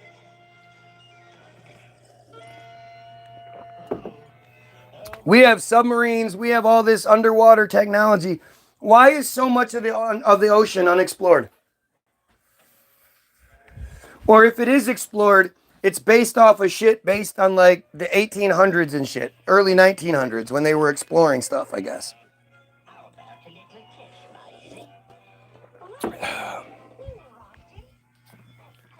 Yes, my double chin is finally here. My double chin's been here forever. Again, we got to go with the ad hominem, right? I can't argue against what you say, so I'm going to try to attack you because the ugly J troll that's trolling, like, do you honestly think I have any sort of insecurities when it comes to my looks versus a J? Especially a J my age? Come the fuck on. Talking about some ugly little trolls here. I'm not too worried about that one. They ain't need to lie to me about subs. Subs or sharks are a good deterrent for me to stay away from the ocean floor. Right, but sharks won't attack you. That's part of it. That's why you have movies like Jaws and shit. It's supposed to scare you. It's supposed to make you, there are lots of people, like there are people out there that think that's crazy. But they don't understand that there are lots of people out there that have crippling phobias about sharks. And the reality is, sharks don't like us. The only time people get attacked by sharks is because they assume the shark thinks we're something else. As soon as it gets that bite and that taste, and it's like, oh no, you're a human. Ugh, it spits us out. Sharks aren't. It's not a dangerous thing. What's been done to sharks is really actually horrible. But that's what they do. They provide you, it's like a rainstorm, right? And the truth is raining. And they just have multiple umbrellas. Like the main umbrella is the Christian umbrella. And if you're like, yeah, that's a stupid umbrella. Well, right underneath the Christian umbrella, there's the patriotism umbrella. So if the truth rain were to hit you standing just outside the religious umbrella, well, it bounces off of that. And it just bounces off of that. And it bounces off of that. And they have all these different umbrellas in the way to prevent that truth from raining on you. But then I have a bite taken out of me. Maybe most of the time they won't. Tiger sharks are bull sharks too. Sure they will. Sure they will. That's why there's all those stories of people being killed and eaten by bull sharks and tiger sharks. Hell, those stories are just all over the place. Do you remember the last time somebody got bit by a shark? And it was like national. Well, you don't. You're 16. Not at school. But it's national news. I'm sorry you're not at school at 16, dude. Your parents have failed you tremendously. And that really sucks. At 16, of course, you might not be motivated to go to school or whatever. That's where your parents are to step in and have already stepped in. So you don't even have that idea that you could quit school at 16.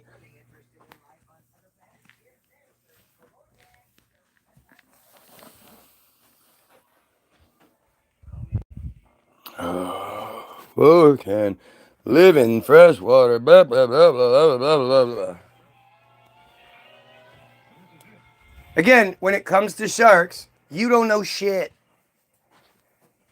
There are narratives that you have been told. Some of those narratives overlap. Some of those narratives contradict each other. And you just believe them anyway. Because you don't want to be made fun of. You don't want to be ridiculed. You don't want to happen to you what you do to someone like me. So you just follow along and believe a bunch of stupid shit, whether it makes sense or not, to avoid being ostracized. Ostracization. I don't know. To being ostracized. It's really fucking crazy.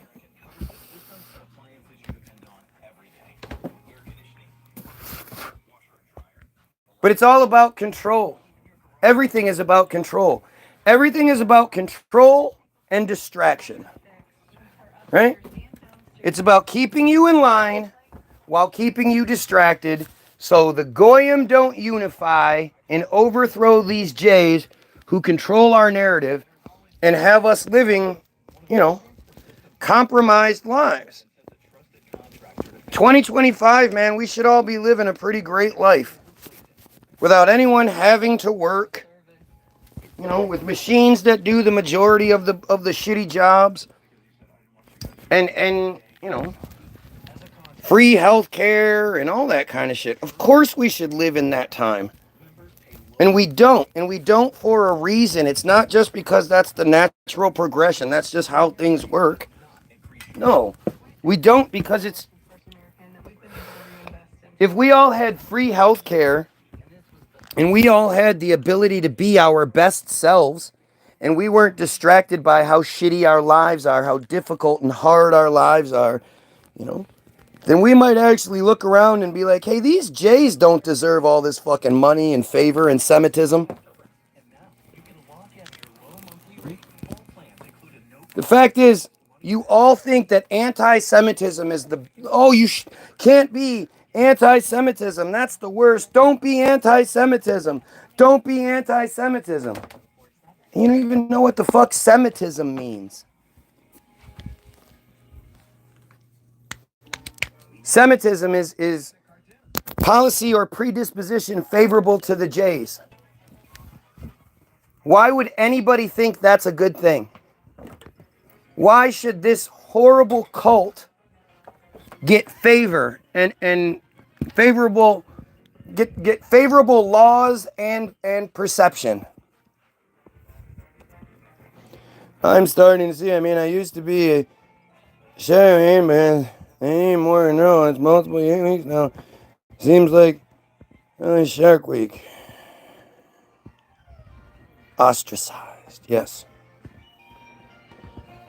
I in trouble in school because I started misquoting the Talmud and was being anti-Semitic. Really? How were you misquoting the Talmud? What did you say that was a misquote?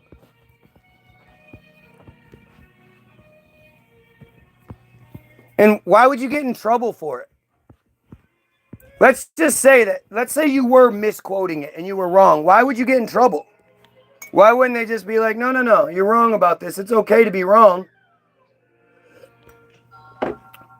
Think about that shit. That's what they said, not me. Well, I'm asking. Didn't you ask questions? Didn't you ask, what are you misquoting?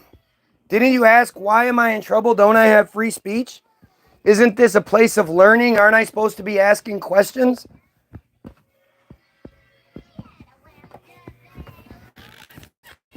But what's the misquote? Somehow it was racist. Well, again, this is where you have to be intelligent. You're fighting against stupidity. And this is when you say, we're not talking about a race. Judaism is not a race. Christians aren't a race. Muslims aren't a race. So, yeah, what are you talking about? Like, this is where you have to be smart. You should have called. Man, you should have reached out. Hey, dude, this guy, I was probably live at the time. You could have brought me up. This is my representation. I don't want to have this conversation without my legal representation, and that's this guy.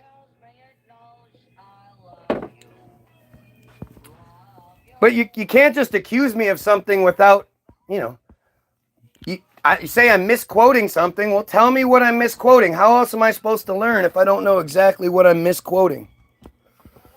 Oh, 3 years ago. Well, of course. You hadn't figured it out yet.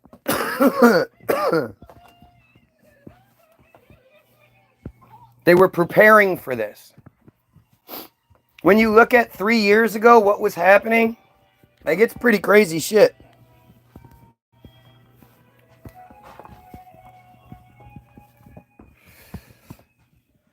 What other, like, how else could you get in trouble for misquoting a religious text?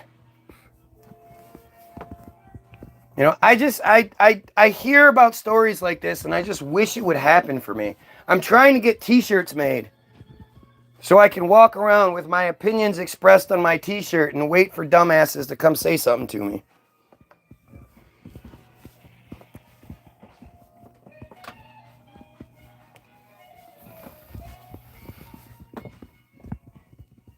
You know, you need to be proud of your anti-Semitism. Understand that. It's like nobody's ever said that to you before, or if you did ever hear anybody sort of talking along these lines, like if TV ever showed you someone talking like me, it was usually like a white supremacist or a Farrakhan fucking Muslim guy.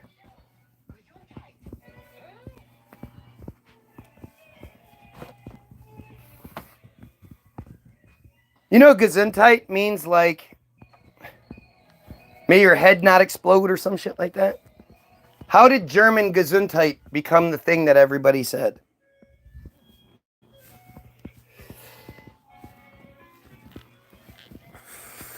Let's see if I'm right. I can't remember.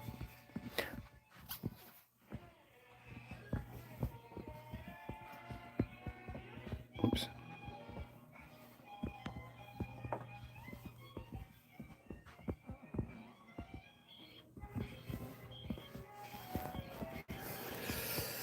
In English, Gesundheit. Well, that does it. What the fuck? The German word for health, and in response to sneeze. Oh yeah, no, it wasn't. My uncle used to say something. I can't remember what he would say. But let's see. Can I?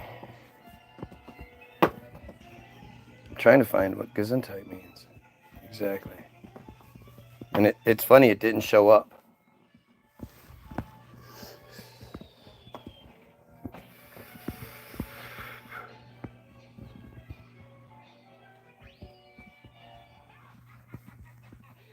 It's weird that doesn't, it's not blue. Why isn't that blue? GES.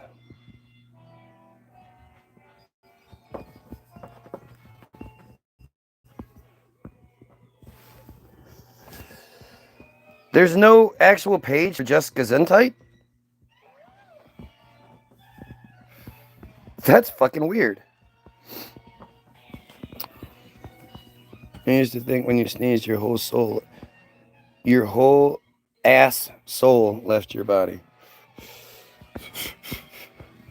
I don't think they did. I think that's just part of that stupid shit they want us to believe. You know? And when it comes to the Christian narrative being pushed on us, that's because the Jays did that. The Jays did that through Hollywood because... Oh, there's another line. Because the Jays, like, it's not like, it's like how Christians want you to be Christian, Muslim wants you to be Muslim, Jays want you to be Christian. Why? Because as a Christian, you inherently put the Jays above yourself. You inherently believe that you are second tier compared to the Jays. Those are God's chosen people. You are just here to serve them.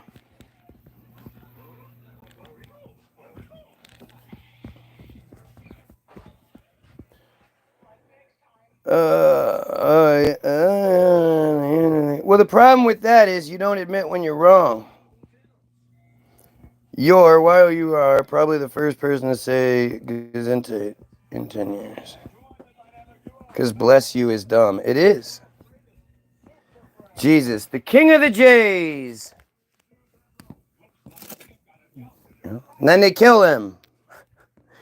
And then they become God's chosen people. Christian God. They kill his only kid. And they're the bad guys in the Bible. But fucking A. I mean, the Bible is nuts. I started reading it. I need to go back to reading it again. But it's so difficult. It's such a difficult read. Like I tried reading Job, right? Yeah, the story of Job. And I didn't realize it was like 40 fucking 2 chapters or some shit. But like chapter 1 through 3 or 4 is like God, maybe it's even just 1. God and the devil talking about the whole thing. The rest of the time, it's like, it's Job's 3 friends trying to convince him that he should kill himself or that he should just move on. I'm not really sure. And Job's talking like, dude, my family was wiped out. Everything I had, I was a rich, powerful man, and now it's suddenly wiped out. And I got sores all over my body that I scrape off with a piece of shattered pottery. Like, what are you talking about? I'm allowed to be upset. And they're like, no, man, just come on. And this just goes on, and it's just fucking hashed over and over again. And eventually I just couldn't take it anymore. It was terrible. Oh, Jesus.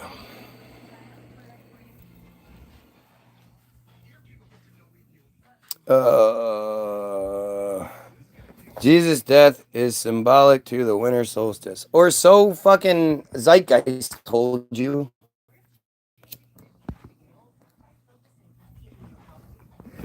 You know, in like 2021 or something like that,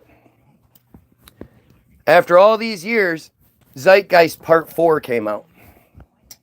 And I was so fucking excited. I loved Zeitgeist. I thought those were great movies. The first 3 parts were amazing. So I start watching Part 4. And I shut it off within about 10 minutes.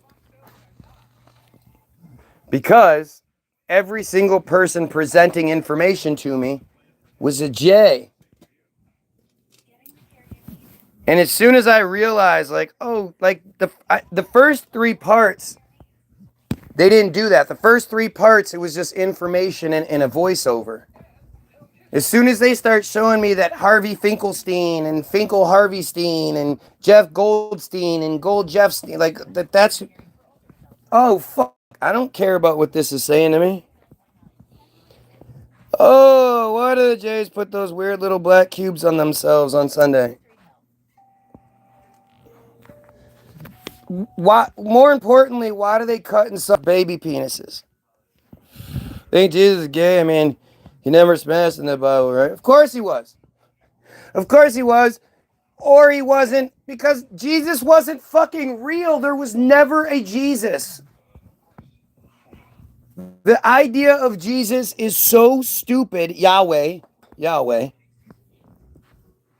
Yeah, they worship Saturn, blah, blah, blah, some dumb shit. You know what I love? There's a, look at this. Wait, hang on. Ah, fuck, I don't want to lose my fucking page. There's a famous picture of Jupiter. And it has this blue spiral, like supposedly storm happening on the top of it. It's a spiral blue. If you believe that shit, I just don't know what to tell you. The other day, I looked up gas giants because I wanted to know what it said. Jupiter is supposedly a gas giant, the biggest of them. And they say that Jupiter itself is actually a small rocky core with a huge layer of liquid hydrogen surrounded by a candy shell of compressed hydrogen. But it's supposed to be gas. Most of it is supposedly gas or liquid. I mean, it's just... The narrative is so stupid, I just don't know how anybody even hears it anymore and thinks, yeah, that makes sense. When they showed pictures of Jupiter, it's just so stupid. It's such a clearly... It's like how... It's weird how... You know how Hollywood... Like, it seems like Terminator 2 was the final, like, great mix of old and new technology to make something look really believable and real. Nowadays, the fire doesn't even look real. I don't understand how we've seemingly gone backwards in our tech, but it also makes sense in that it seems like in the last few years, they've done that thing where they start kicking all the goyim out, thinking that they can do the Hollywood. Like, the thing about the Jays is they aren't creative. They're not smart. You know, all the good ideas come from goyim and then they steal them. But and you've seen this with Hollywood a few different times where, you know, Hollywood will be like there'll be this wave of progression, this wave of really creative good stuff, and then there'll be this secondary wave that is just a bunch of copycat remake, you know, just bad shit where you're like, what the fuck, why, you know? And it's because at that time they get really full of themselves and they start to think it's not us, it's them that makes the pictures good, it's them that does everything really well, and we're just lucky to be a part of it. So they start kicking all the goyim out, and everything gets really stale for a while, and you start seeing, you know, Western after Western after Western, and you know, just the same movie gets made over and over again, and then they have to finally admit that they're not creative, and they start bringing goyim back in, and things really go like really good, and the technology changes, and the effects change, and then they get ahead of themselves, or they get that big head, and then they start kicking goyim out again, and you know, it's the same shit. Watch Hellraiser. What the hell would Saturn want to do with curly-haired greaseballs walking around in the desert? How would they even know about Saturn? You can't see Saturn. I mean, the whole thing is just stupid. It really is stupid. Zeitgeist. So many German words today. Zeitgeist was a great fucking documentary series. The number 42 also represents Saturn worship. 40. Come on. A lot of people I know die at 42. Man, that's crazy. You know a lot of people that have died at 42? That's wild. Sprechen Sie Deutsch? Sprechen Sie Deutsch?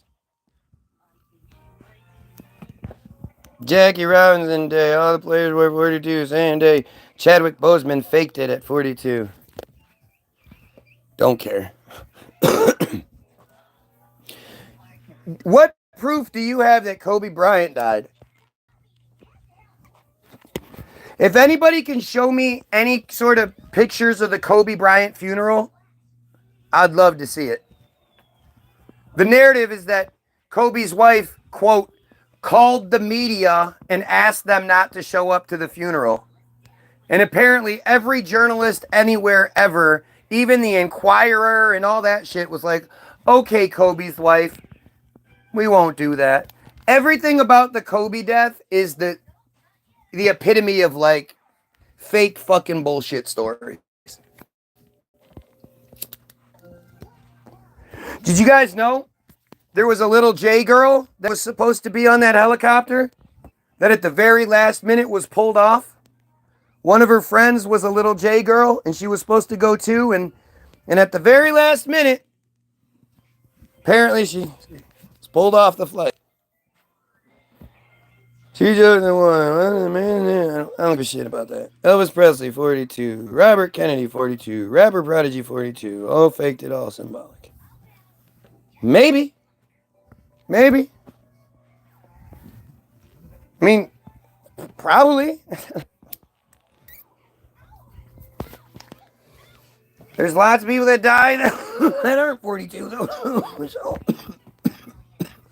that kind of stuff, those kind of conspiracies are the bullshit we're fed. Those are the breadcrumbs that people find in the bread factory. And then they're like, look, I found breadcrumbs. Of course you did. You're looking in the bread factory. You know? Trying to find connections and shit like that. There is a fucking genocide happening right fucking now. And we are paying for it. And we are just funneling tax dollars and funneling all this money into Israel while saying, we can't fix the roads, it's too expensive. We can't help the homeless, that's too expensive. We definitely can't provide free education and free healthcare. That's too expensive. But we can give Israel all of the money. Or Ukraine, which happens to be the Israel of its area, of its region. One of the largest populations of Jays live in Israel, live in Ukraine, especially in Kiev, which is why we give a shit in the first place. Why would we give a shit about tiny little Kiev and Ukraine being invaded by the big bad guy, yet Gaza and the Palestinians being fucking openly genocide? We support the murderers in that situation.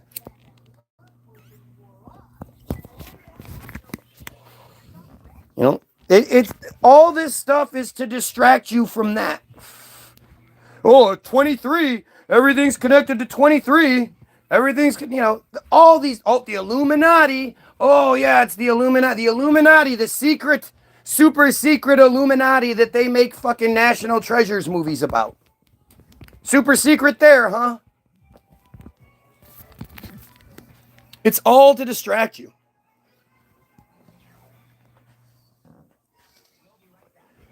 It's all about misdirection, man. That's what they've been doing the whole time. That's their saving grace, is misdirection.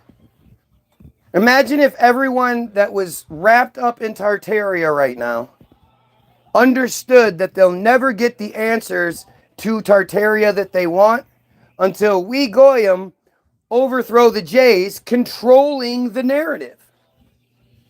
The same Jays that are committing genocide right now. Imagine if all the people that were like all about Tartaria, all the videos you see about Tartaria, all the documentaries, all the people going out of their way to go film things and look at things and all that.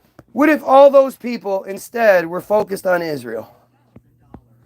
What if all the people wrapped up in the government, Trump this, Obama or Biden that, Kamala this, blah, blah, blah, all those millions of people completely distracted by the which hand do you want me to slap you with, left or right narrative, all instead were focused on Israel, the Jays, AIPAC, and why do we have so many dual Israeli citizens in our government? What other countries are people allowed to be dual citizens of and still be part of the government? Where does your logic here, did the people die on a helicopter, or did a little J girl got saved from not being on the helicopter? You confuse me. Oh, because it can't be both. It can't be a manufactured narrative anyway. Like, what proof do you have that Kobe Bryant died in a helicopter crash? It's not like there's video of it. The thing about the Kobe situation is there were some mountain bikers that were right near the area when the crash happened. And they were the first responders. They were the first ones there. And they pulled up like within a minute of the crash happening. And they actually had cameras on their heads. And they pull up to the scene and it's like a fire, but there's no helicopter crash there. There's no charred bodies laying all over the ground. There's no big giant 6'6" black guy, holding his baby or whatever, charred laying. None of it. And what they say is, because of the footage from super far away, that the fire was obviously, it was so bright because it was a magnesium fire. And I remember hearing this on the news live. They said, well, it looks like it's a magnesium fire from so far away, so that burns so hot, it's going to be hard to get any sort of evidence because it's just going to get all burned up by the hot burning magnesium fire. Like, you just don't get it. It's all prepped. It's all prepared. Do you know what happened? So Kobe dies on Sunday. On Monday and Tuesday, that's all the news is talking about.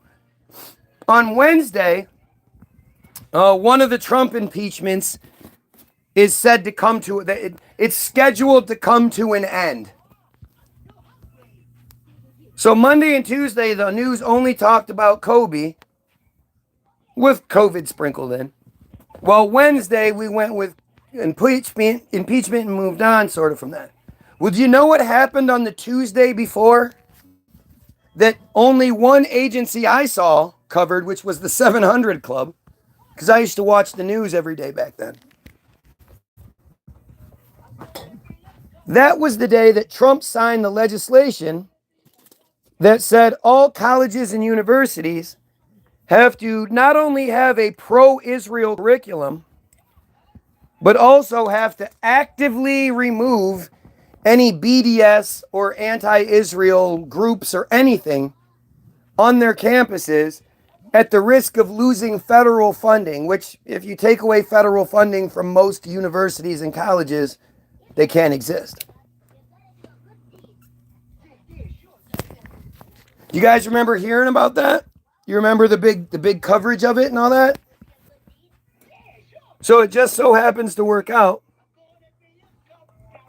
that after this Kobe thing, a really, really important Israel thing happened, but you didn't know. And then, like, look, just the lack of the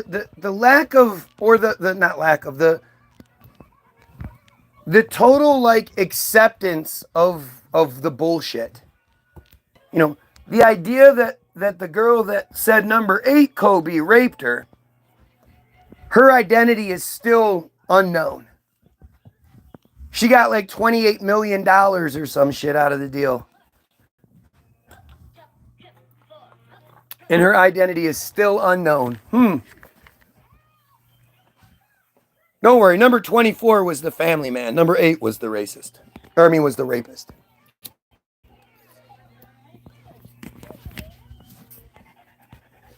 And of course, with Kobe, there's 2 narratives. I still don't know which one it is. Is it that they were flying up and they just didn't fly high enough and crashed into the mountain? Or is it that they went up too high and then it stalled out and fell and crashed? Both of those narratives were given.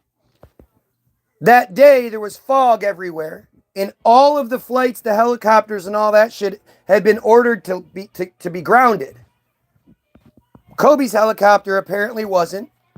Was able to fly all around, like the flight path is this weird ass flight path.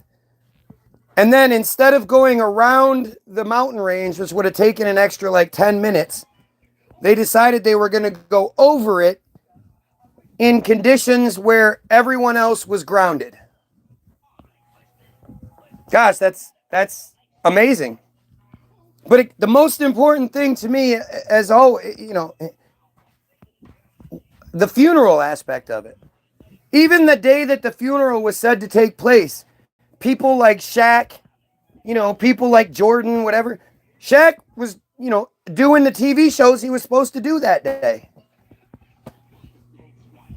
Nobody in Hollywood seemed to be missing or at this funeral. There's no footage of the Kobe funeral, which just doesn't make any sense.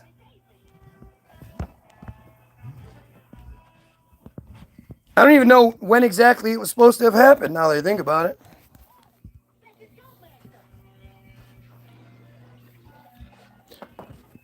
Oh. You just spoiled my Dan Brown novel. You're welcome. You know how stupid that shit is? It's not a secret if it's out there. Look at what they did to my feed, right? Prior to January 28th, my feed was averaging, I'd say, between 5,000 and 10,000 views per video. With as many as 20,000 in some cases. Here we are a month later, and basically everything I've been talking about just keeps coming true. And yet, you had Matt come in and say, YouTube hid this from me today.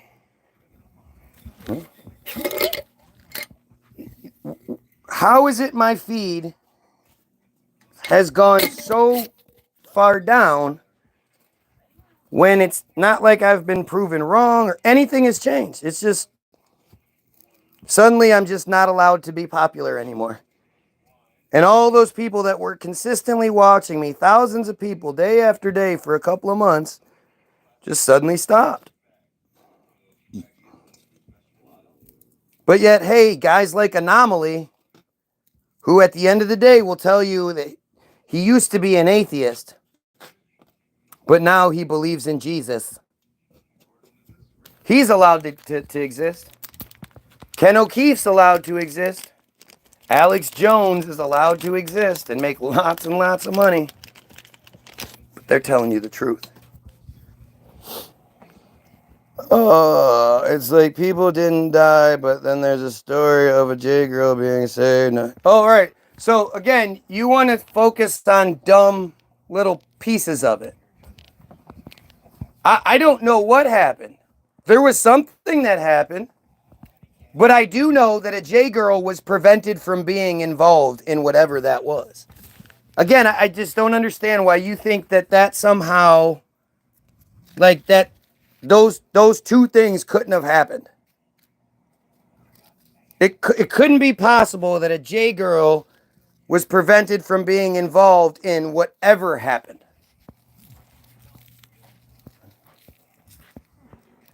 Personally, I wonder about the whole Pacific, the great garbage patch of the Pacific. And I wonder if there's just land there that they just don't want us to go to or know about. So they call it the great garbage patch. And they prevent people from going to it. Like, how do we know there's not land in between the United States and Europe, or in between the United States and Asia? What if there's a place where, a lot of these people that Tupacs and whatnot that serve their purpose, and then, part of their purpose is to die. They end up living the rest of their lives in this other place.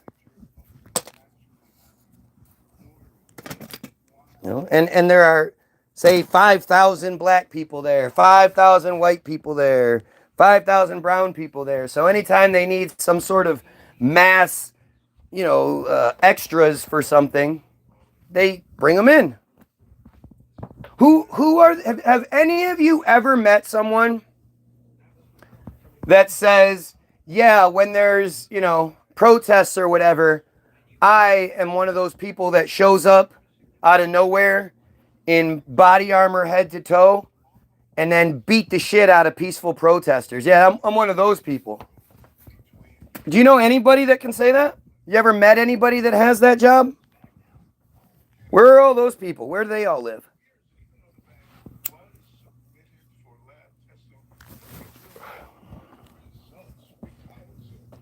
The problem being, like, you want to have this arrogance to say that oh, yeah, there's other land. Oh, we would know about that and blah, blah, blah. Hey, how much do you know about the underground tunnel networks? How much do you know about not only the ancient underground tunnel networks, but the current underground tunnel networks? I mean, a lot of you don't think they even exist. Whereas some of you know that they have literally underground tunnel networks that are like light rails that you can travel from one side of the country to the other in unbelievably fast speeds. That there are light rail systems and all their houses are connected and the buildings are all connected and there's the catacombs and there's... How many of you know about that shit? But you know the other stuff though, right? How many of you know that the Pope is dying apparently, but the previous Pope, who is now the Black Pope, the first Pope to step down in 600 years, you know why he stepped down? Nobody talked about why he stepped down. Well, say, that the thing where the Catholic Church, every time one of their priests gets in trouble for something, they go into action, right? Say that's protocol 24, right? 42, protocol 42. Protocol 42 is a very carefully crafted strategy that they know exactly what to do. When this guy gets in trouble, we do this, we move this, we do that. And it requires a bunch of moving parts, and it requires organization. Well, come to find out, the previous pope that stepped down, was it Benedict or whatever? It turns out he was in charge of fuck did I just say it was? What did I say? What's Prada? I can't think of the word right now. He was in charge of that, of number 42, of executing that. He was the main guy in that. And had been there to cover up lots and lots of children being violated. And the church didn't want the people to that it came out that he was that guy, and it started to gain momentum as a story. So they were already embroiled in so much shit that they just said, you know what, step down. You're still the Pope. You still have all the powers and shit. You're going to be the Black Pope now. The secret Pope. And all you Christians were like, yeah, I still believe. Yup, tobacco. Magnesium. Just like when magicians use when they distract. You cannot be more obvious. Bro, now we're talking about me back. Now I'm back to being on drugs because I know things you don't. Can you imagine being that insecure that you have to go with that kind of shit? Like, it's kind of nice. We had gotten away from trolls for a little while, but I guess we're back. Getting higher now, thought I'd stop in and see what you were talking about. I wouldn't guess what we're discussing, as always. On the carpet, I mean the best. Actually, well, professional help. Must be a dumb J. The dumb J's say the same shit all the time. That's all they have. I can't even imagine being this gone. Bro needs a hole 6 feet deep. Ooh, I need to die. Ooh. That's mean. It's desperate. It's stupid. It's the best that they can do. Yep, I'm a secret J. I think of it realistically. We have so much of the earth we haven't covered. Who's to say Bigfoot isn't real? Why would you give a shit? That's the point. Who cares if Bigfoot's real? There's a genocide happening right now. The thing is that even if somewhere down along the line in your ancestry you did have somebody that was Jewish, just like you say all the time, even if you're born that way, if you denounce yourself and don't believe in that, then you're just another human like the rest of us. If I was Jay, everything I say would have more impact. If I could say, yeah, I was a part of that cult and I left it because I'm better than that, that would give my whole presence, my whole argument even more, more power. But then it's funny because they say it to me like it's supposed to be an insult. Right. Like, it's just so stupid. Oh, they did to my feet. The government is shadow banning him. Yeah, no shit. No, they're not. No, they're not. That's not what's happening. They did no notification, and I'm subbed with notifications, etc. Makes no sense. It does make sense. It makes perfect sense. You got to stop saying that. That was one of the things that I'm still working on, and I'm still trying to correct myself on all the time. But saying something doesn't make any sense, it does. It just doesn't make sense the way that people are supposed to think. Yeah. As soon as you say that what I'm doing terrifies the system, I'm one of the few people that's actually fucking scary to them, and you weigh it against the things I say and do and, my presentation in general, Well, it makes total sense. Of course the Jays are going to interfere with my shit. They give us the platform to begin with. If you don't think the people that give us the platform can fuck with our platform, again, you probably have your shots.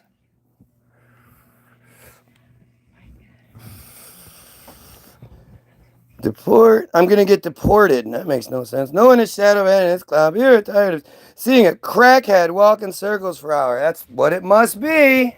Not you, though. Not you. You just need to pray about it. I will. This is your brain on testosterone. Yo, have a good day. I guess I'm part of the shadow band because I'm done watching this weaker. Well, I mean, when you're outmatched, you got to go, man. But from your logic of the J girl being saved, and isn't that's not, again, when you're this desperate that's how you have to interact. I didn't, like, that's the dumbass saying, you said there were no sub-accidents as your basis for there not being submarines. Like, you're creating narratives so you can argue them. I didn't create that narrative. I didn't say anything. I just told you what happened. Or what we're supposed to believe happened. Oh, Epstein Island Part 2. Kobe was a There's no big garbage patch out there. We have only been using plastic since the 50s, and look, it's now huge. Yeah, sure. Kobe's high school jersey, 33. Cosby's enemy number. See, again, that Gematria stuff is just fucking... Well, first of all, that's J stuff. Secondly, it's just distraction. It so doesn't matter. Like, think about it. They have you looking for patterns and looking for clues in obscure places instead of looking at the genocide that's being broadcast on TV every fucking day. I don't know how much more clear I can be about that. Stop wasting your time trying to look for little signs. Oh, look, they gave the handshake and all this other shit. Is it on TV? Yeah, well then it's fake. It's fucking fake. It's manipulated. You're supposed to see it. You know, somebody personally seen whatever. You're chatting. Man, we're talking about them tunnels. Kobe NBA Player of the Week, 33 tons. I wonder what earthquakes think of all these underground tunnels. Well, it's because you believe in you know, like earthquakes, tornadoes, and hurricanes aren't something that seemingly really happened prior to like the 1900s. Oh. You would think there would be all these records, like with this. Okay, so that. Oh, good gravy. This is what you guys believe we can take pictures of. It's a nebula, a dying star.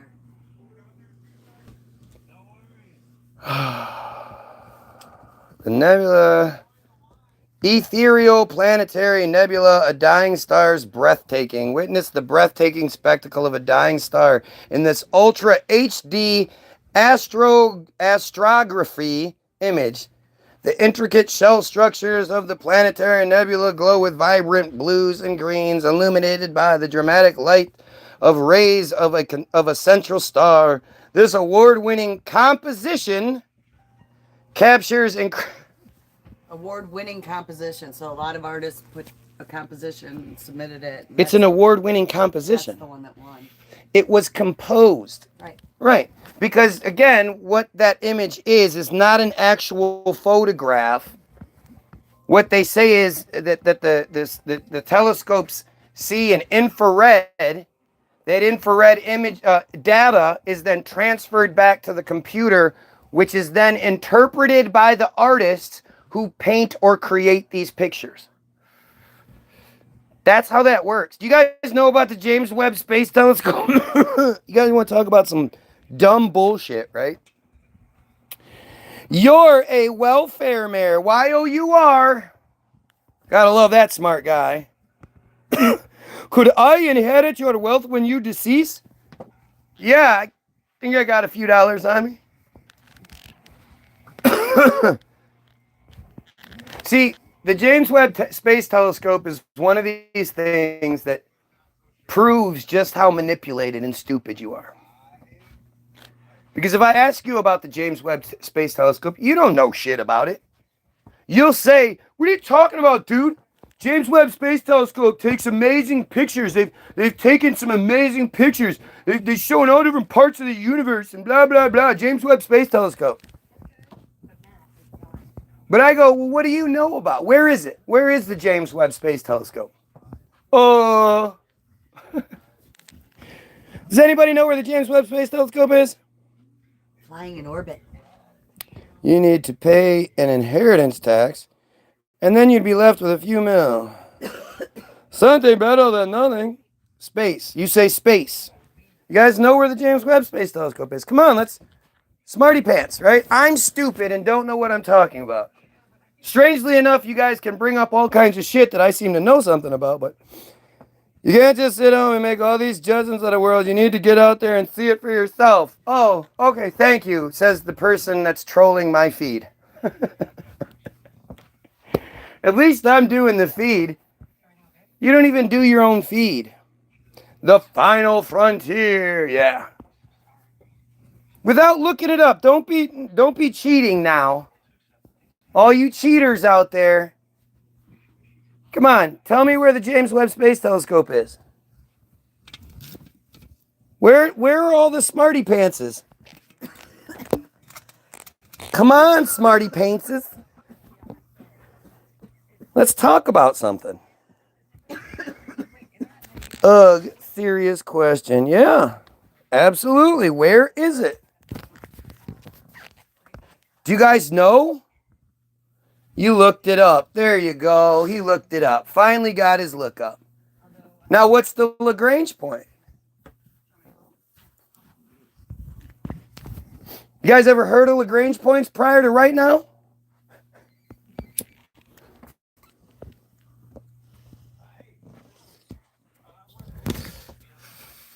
Sure I did. I'm sure you did. I'm not going to keep waiting. So, heard you talk about them too. Well, then there you go. You never heard anybody else talk about a Lagrange point before. Shut the fuck up. I was that space guy. How many space movies do you think I made you watch? Hundreds. I've always been an information fucking hog. I want to know things. So when I believed in space, anytime they try to show us something, I wanted to know it. Right? You look up plenty of things, says the dumb girl. Dumb broad's back. Yeah, but you guys know more than I do. So I'm looking things up just to try to catch up to you. Don't you already know all these things?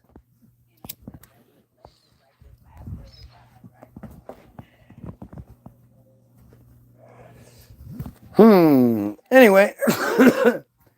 So Lagrange was a guy back in the 1770s or some shit like that, who, you know, when most of the people didn't necessarily think the earth was round, this guy somehow knew the size of the sun, the distance of the sun and the earth, the size of the earth, all these things. 1700s, pretty fucking commonplace. So where have you been besides the arms? Yeah. Again, what the fuck does it matter where I've been, you dumb, desperate jackass? Just admit you don't know anything about the James Webb and shut up and learn for a minute. God damn. Spaceballs, too J for me to enjoy it. It is. It's very, very J, which most of it is. You don't understand that even movies like Spartacus, they're not about Spartacus the Greek. It's the J narrative being hidden behind these other characters. That's literally what they tell you. How am I dumb? Because you're dumb. I watch you in the mornings because I used to watch cartoons. No? Good step up.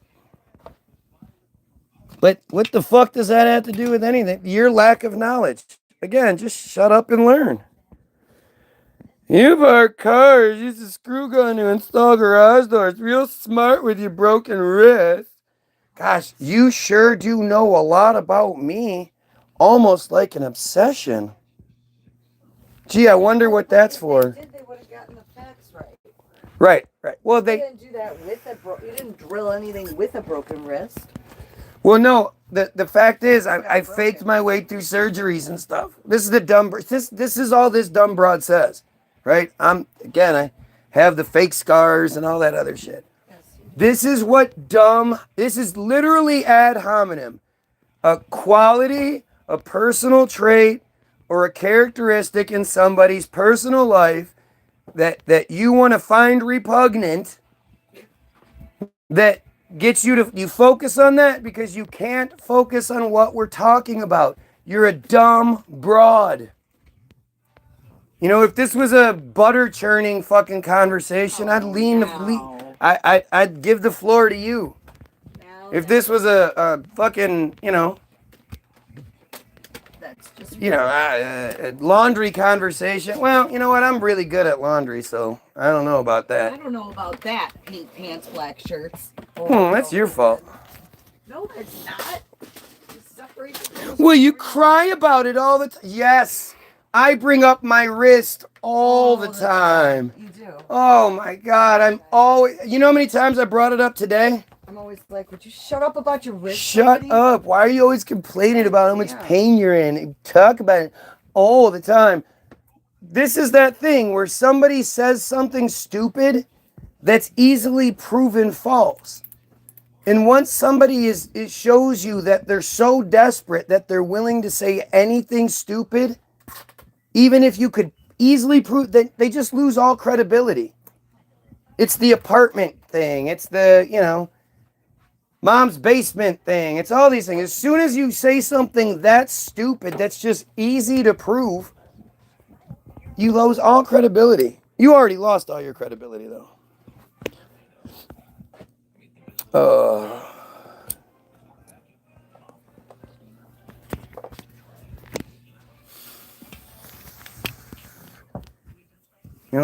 I hate when females like this come on because they do prove the stereotype, right? They prove that, like, I'm just a dumb girl. Like, you don't belong in the conversation with men. You're just fucking, you're stupid. Go fucking talk about your soap operas or some shit. Go be stupid somewhere else. Can you give me that, Dad? But anyway, because we don't want to, the system sure doesn't like us talking about this. All of a sudden, dumb girl shows up as soon as I start talking about this. And does dumb girl say, fucking hey, bring it on. I know all about the James Webb Space Telescope. Nope. Dumb girl. I need to go to PT. Peace out. Well, physical therapy. You must have faked your way into physical therapy. Heck yeah, they did. Yeah, the cartoon comment went way over my head. I don't know what you were trying to say. I just didn't use it back against you. No, I didn't understand it. More desperate shit. More desperate shit. Oh, laughing my ass off. You have no idea. Right. I know what you present, and what you present is dumb girl. You want to keep going? You can keep saying stupid things, and then I'll keep showing you how you're stupid. Like, I don't have a problem with that. But the Lagrange telescope, Lagrange figured out that the sun was X size, the earth was X size, but in a vacuum where giant balls revolve around each other, there are these places called Lagrange points. There are 5 of them. And each planet has 5 of them. 2 of them between the planet and the sun, 1 ahead of the planet in its orbit, 1 behind the planet in its orbit, and then 1 that's about 1 million to 1.5 million miles further out than the planet. And these Lagrange points are places where if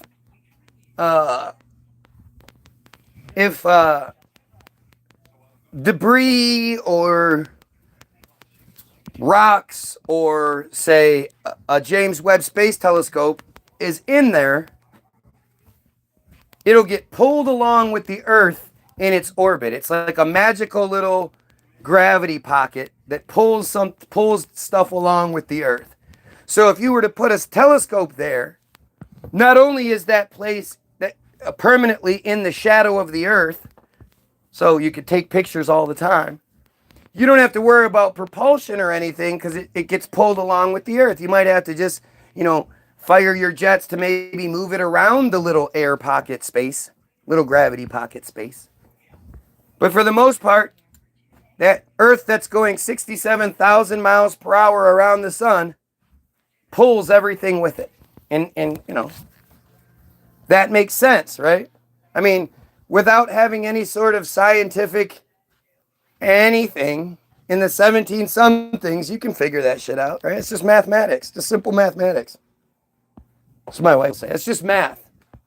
How the fuck could that? How could you possibly be able to calculate that? How would you know? How could anybody do experiments on Earth to figure out what happens in the gravityless, vacuum of space with the no gravity and all this other bullshit?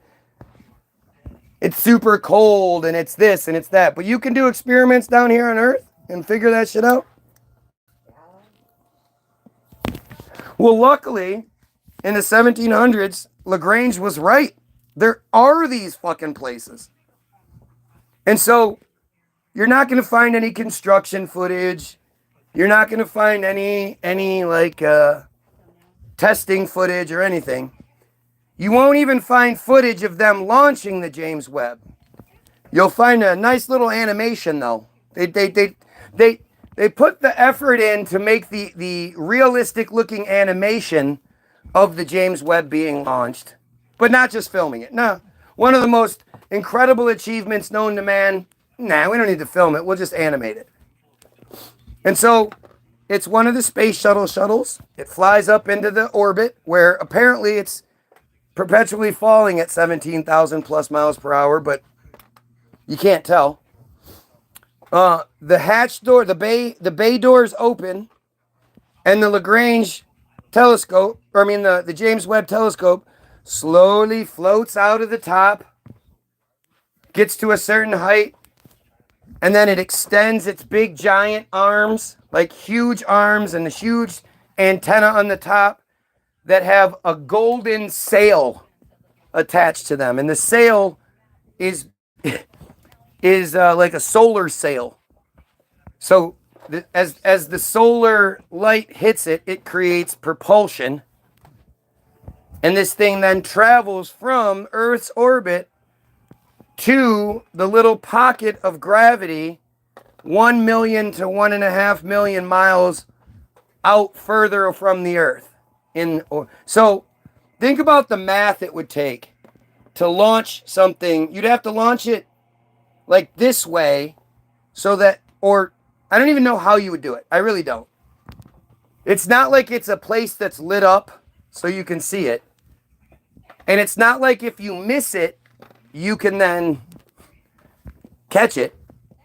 It's an visible pocket of gravity that you have to hit like a bullseye while traveling at thousands of miles per hour. You have to hit this pocket that's moving at 67,000 miles per hour with the Earth.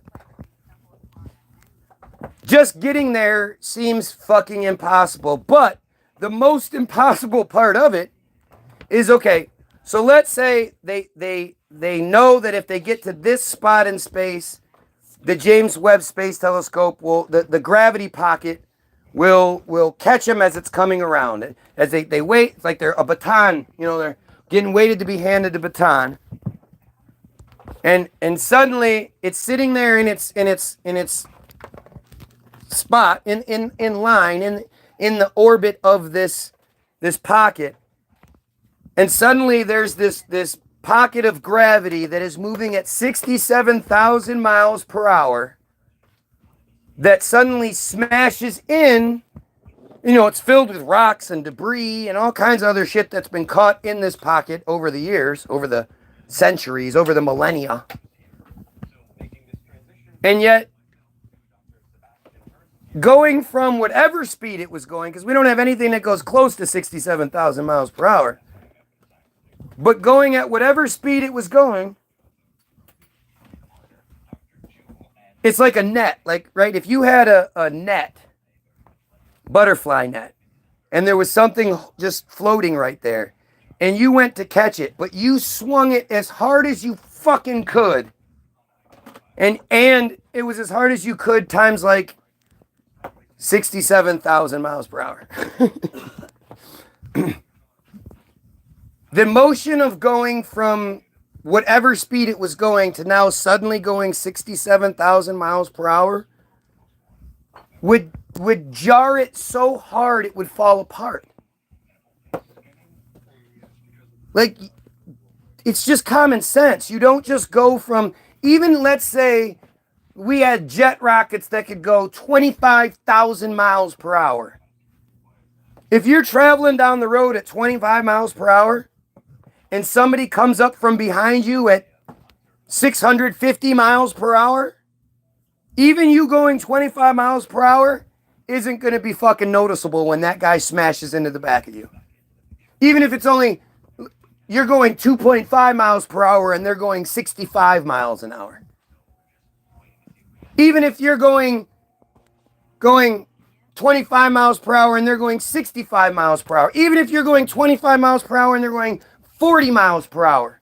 And they hit you from the back, you're fucked.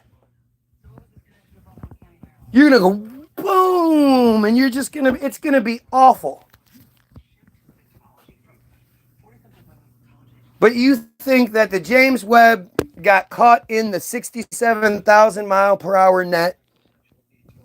There wasn't any debris in the place where it got caught, or no rocks or anything for it to smash into or anything. The Hubble didn't work. There were many years where the Hubble didn't work and they had to get up there and fix the mirror because it was a blah, blah, blah, blah, blah, blah, blah. James Webb, boom, works. And it sees in infrared, again, doesn't actually take like pictures. It sees in infrared, then transfers that data 1 million to 1.5 million miles across the space-time continuum from the Lagrange point to Earth, where it's caught by the little antenna sticking up. And then the computer screen says, you know, beep bop boop bop 0111 01000. And there are artists that have been trained to read that and then paint pretty pictures like I just showed you of the nebula. Fucking A, that makes sense. Fucking A, that makes sense.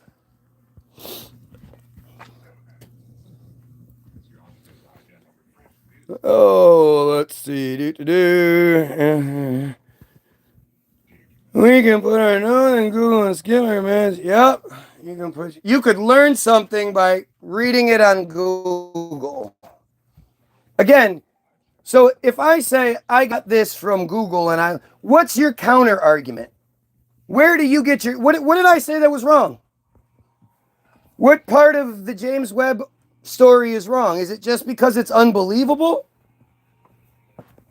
Well, if the story I give you is unbelievable, but that's the official narrative, whose fault is that? But this is the dumb nonsense. Yep, you're a dumb girl. You are right. I'm over here making $30 an hour to pay for him and listen to him. Yeah, I mean, you're a dumb girl and you're a piece of shit. We get it. What kind of intelligence does it take to be like, I'll be a piece of shit. I'll be an Israeli troll. That's me. Like that, it doesn't take intelligence. That's piece of shit. I love it. Again, make your counter argument. Make the point. What's the point here? Tell me how it's possible that the Lagrange point thing is real. Tell me how it's possible that the James Webb is real. Come on. Verify the information. Like, again, other than looking stuff up and then trying to figure, what are you supposed to do? Are you supposed to have faith? No, you've been a piece of shit. Don't think it's now. You have been. I bet he's 5'4". He's got Napoleon complex. Never wronged. Never wrong. I'm 5'4". I'm 5'4", sweetheart.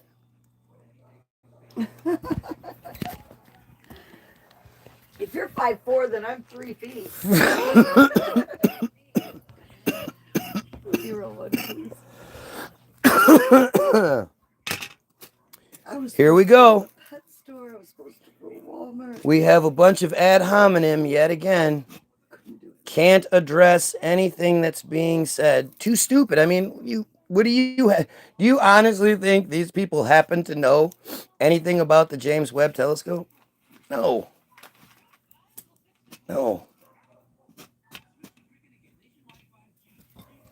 But they have to say something. And because they're dumb Jays, this is where it really shines. This is the, if you look into Israel, then you demonize Israel argument, right? These people actually think saying all of these dumb comments instead of telling me what I'm wrong about is a more effective strategy than, saying all this dumb shit is more effective than telling me what I'm wrong about. Which I've even told you guys, if you can tell me what I'm wrong, show me that all these things that I've looked into and all that I'm wrong, that's the only thing that's going to hurt me. Your stupid comments do nothing but like motivate me and like, it's great. It proves so much for me, and hopefully anybody else with a brain can see it. But they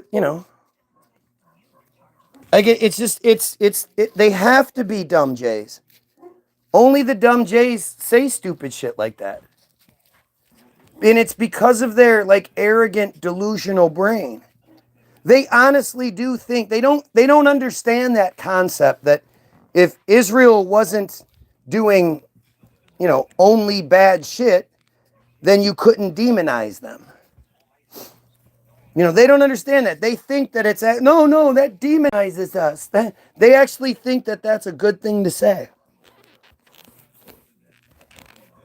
These people literally think coming on here and talking about me and, trying to brag themselves to look better than if they were just sitting here making me look dumb by telling me what I'm wrong about, therefore making themselves look smart.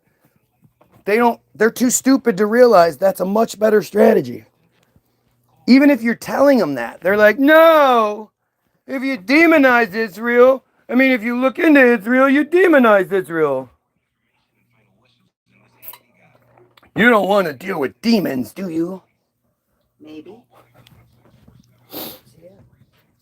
Oh, man. I don't even bother with this shit anymore. You already, now you're so desperate, you're repeating yourself. You're saying things that weren't even funny the first time.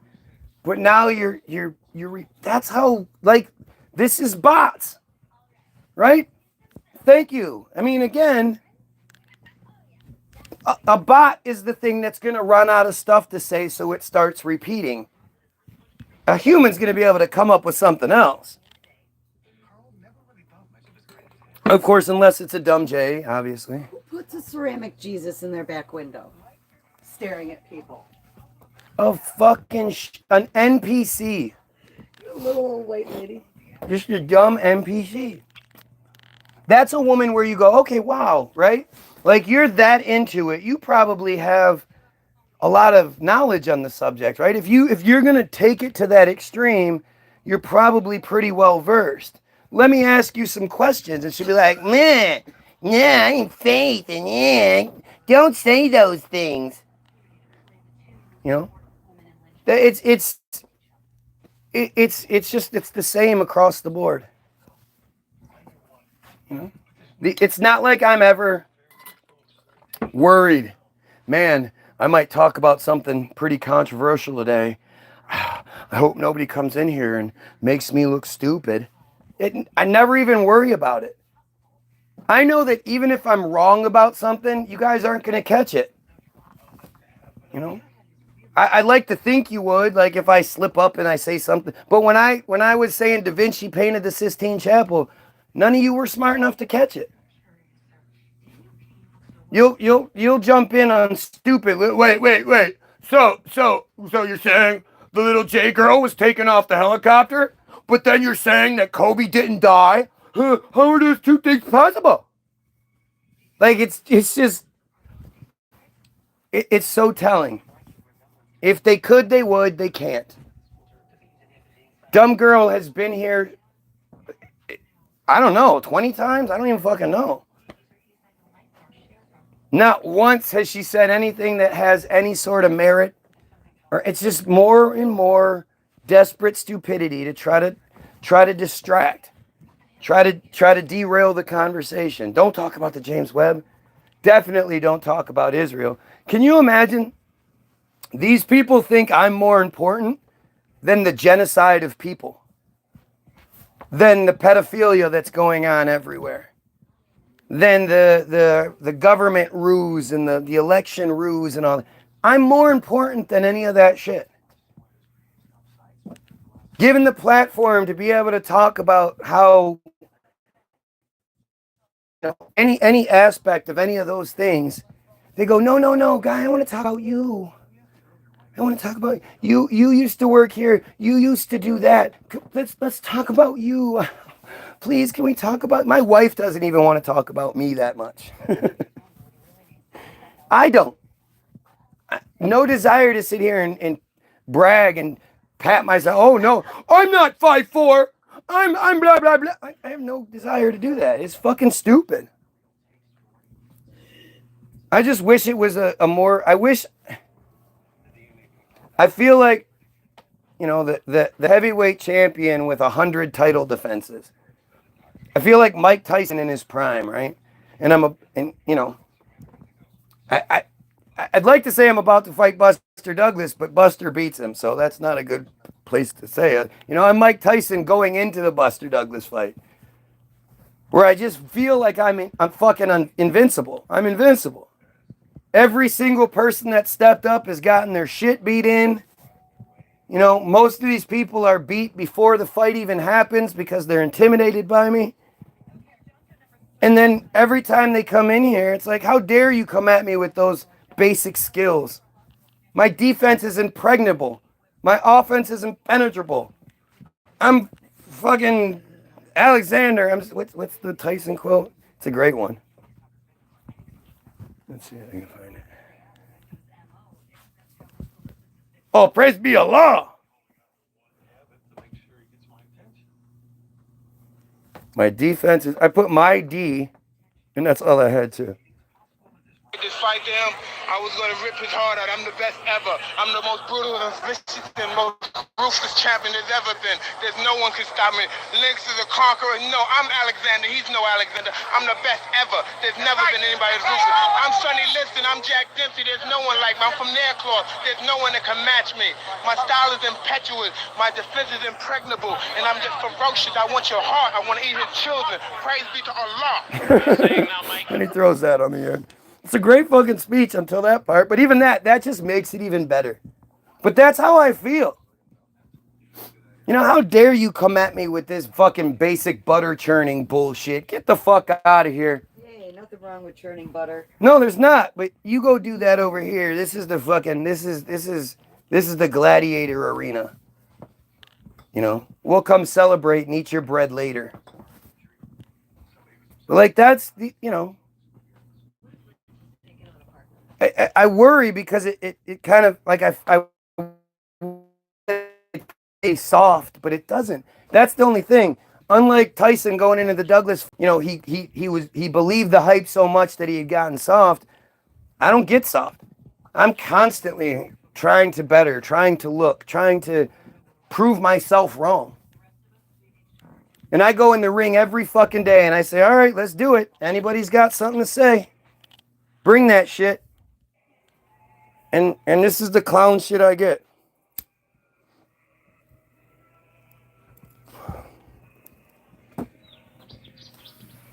Look at this shit. I don't even know. I don't even have to say anything. Just read it. I haven't heard you say a thing about Ukraine. Well, that's because you weren't here earlier, dumbass.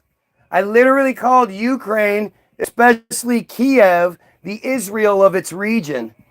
I talk about Ukraine periodically because Ukraine doesn't fucking matter. Why do we care about Ukraine? Why do we care about Kiev? Why is it again that we care about the big bad invading the poor defenseless Ukraine and Kiev, but then when Israel is committing genocide against Gaza, we support Israel? Seems like no matter what side of the conflict it is, we're going to support the Jays. But hey, you're not smart enough for that. You're not smart enough. You got butter to churn. Go churn your fucking butter.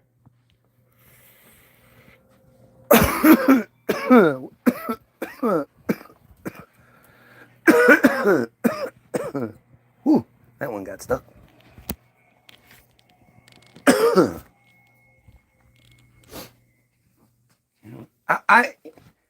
I know my wife hates it when I say these things, but you know, she hates it more that as a female, you come in here and be that.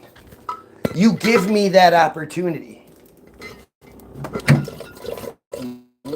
If a female actually came in and was saying something fucking great, my wife would be like, she got you.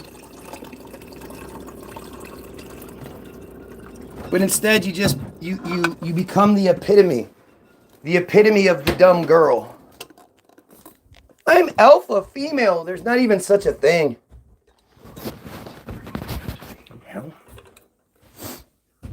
It's just dumb. And see, I'll bring up Ukraine. Well, you brought up Ukraine. And then I make the point. What do you have to say in response? I don't know. Ukraine. It's embarrassing, man. It's embarrassing. As fake as submarines. Yes? Like, thank you, dumb girl. We get it. You're a dumb girl. And that's actually a good point. Like, thank you. Thank you for being the dumb girl. www.the-bilderberg, group.com. Don't leave. No. You gotta listen to this. That's fucking crazy. I don't know if you'll be able to again. Of course. Turn it up. Adolf Hitler ascended to the chancellorship. He didn't seize power. It was given to him by a very Christian electorate who declared him in 1933 to be a gift. Yes, it is. And miracle from God. And I remember quite well, when I was being trained as a minister, we were told never prepare a sermon without consulting the Dictionary of New Testament Theology. Jeez, that's weird. By Gerhard. Isn't that the same claims that I make all the time? God, that's weird. I must be making it up. Kittel, a good German evangelical Bible scholar. Nobody ever told me that Gerhard Kittel was Adolf Hitler's resident theologian that gave him the theological justification for genocide. But there was no genocide. That one of the theologians we consulted most often justified genocide.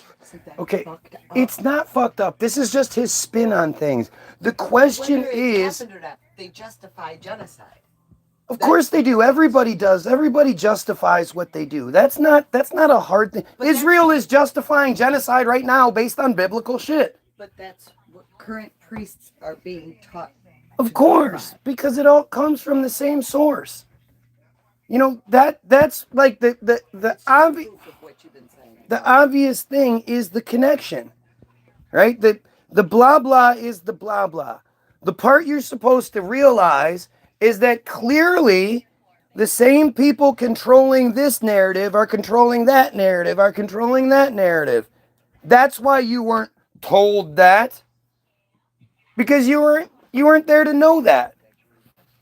But at the same time, this guy is going to it's genocide. It's genocide. Well, what genocide? You going to go with 6 million on that? You're going to keep going with the 6 million narrative? Talking about the Holocaust. He was just saying that pastors. Yes, he is talking about it, though. I know what he's talking about, but I'm just saying there's more to it. Boy. That was an eye-opener. Oh, yeah? What about the rest of it? Now, buy my book, God and Country. You know? That the same fucking like narratives and information and sources that he's going to quote from there, well, the other parts he's going to leave out. You know, the whole idea of you know, Hitler ascended to power, yeah, partially because of the Christian, but Christians have never been in control. You know? They weren't in control back then. In the 1880s, the term anti-Semitism was first coined because the Jays were in control. And that beautiful world with the flying trains and all that shit that we don't know anything about, the Jays controlled that. And anti-Semitism was originally coined because it was a literal translation. Like, we are opposed to the idea of you getting all this favor.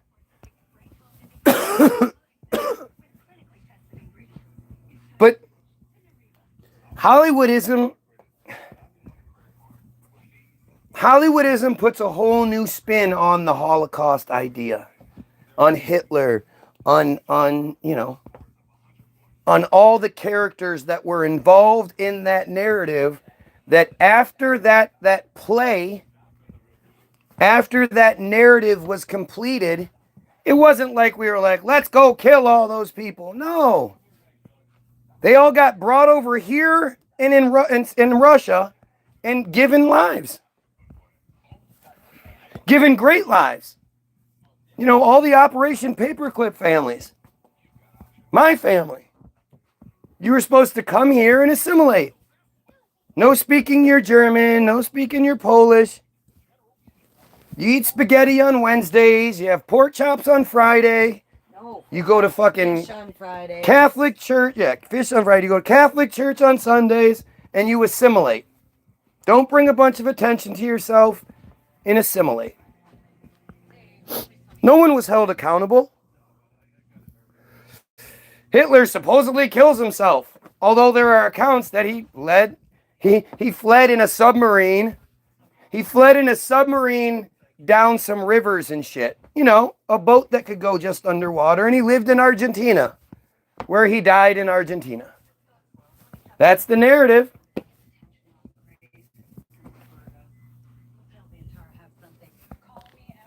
It's all just bullshit. I mean, the whole idea that Hitler is supposedly the worst guy ever, when at roughly the same time, Stalin and the Bolshevik Jews, Lenin and Marx were Jewish.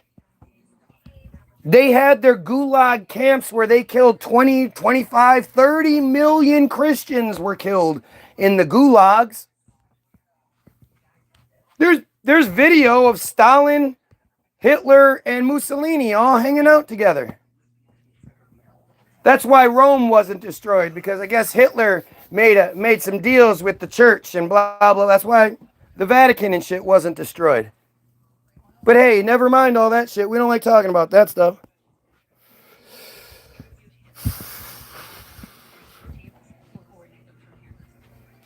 Why the fuck would I give a shit about your own personal dumb shit? This desperate dumb broad thinking she's making points. Like, Again, I appreciate it so much. It's not like I'm sitting here going, God, I hope she leaves. I hope she stays. It makes my argument for me. If there was anything wrong, they would point it out. They know nothing about this. I'm literally talking about, you know, Holocaust and Hitlers and Stalins and, you know, King Leopold. Is it Leopold or is it Leonard? Or can't remember which one it is. I think it's Leopold out of Belgium. Killed 50 million Africans. Mao killed 100 million of his own people, but Hitler supposedly killing 6 million Jays, even though Europe only had 3 million at the time and most of them escaped here. That's the big bad.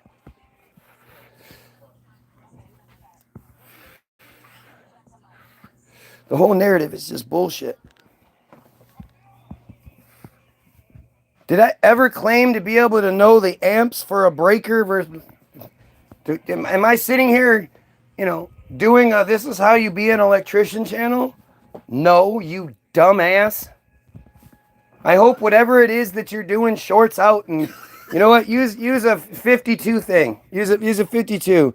Tell me what, a gauge wire. You should use a 2-gauge wire. Use the smallest wire you have to make that connection. That's what you do. And there you go. You know, because I sit here and I claim to know everything about everything. So stupid. Well, I can't answer the things that you're talking about, so nah, see? Just because I can't answer the things that you're talking about on the feed that I came to watch, that doesn't mean that. Come on, type it out. I'm waiting for it. Did I say it before you? So now you're erasing it like, oh shit, he's got me. I don't want to. Is that what's happening? You were in the middle of typing that exact kind of response, and now you're like, oh shit. Think about it. Like, again, who in their right fucking mind is going to go onto a feed where we're talking about the elimination of the cult, the J cult, and, you know, the elimination of the pedos and all that stuff, and they're going to talk about everything else, trying to get the conversation to go in any other direction. Who is going to do that other than dumb Jays, dumb J bots? Who's going to do that, guys?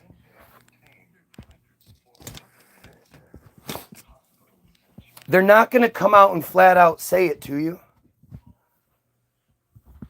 Right? They're not going to come out and acknowledge, hey, you know what? This guy's actually a lot smarter than we are, and he's right about everything. So we come on here and just say stupid stuff to try to distract, you know, people that might be on the fence or whatever. They're not going to come out and say it. You have to see it. Or make something else make sense. I mean, I guess you could go with they're just horrible people, and they could literally be doing anything else in the world, but instead they want to try to disrupt the feed that says we need to get rid of the cult and kill the pedophiles and all that. They're just horrible people. I guess that could be it, horrible and stupid. But I tend to not believe that way about my fellow Goyim brothers and sisters, contrary to popular belief. You know, this seems like pretty standard, stereotypical J bullshit. You know, their dirty, greasy little fingerprints are all over it. So, you guys go ahead and have a great day. Get your free download. www.the-bilderberg.group.com. Go watch Hollywoodism. There's going to be a link to Hollywoodism, which I believe is the most important thing you can watch. And there'll be a link to our Facebook page. Go check out some of our videos. Shit, it'll be easy here soon because they're going to get rid of all the old lives, and now you'll be able to find the videos a lot easier. Actually, not a bad thing. So, guys, have a great day. You pedophiles, absolutely fucking kill yourself. What happened?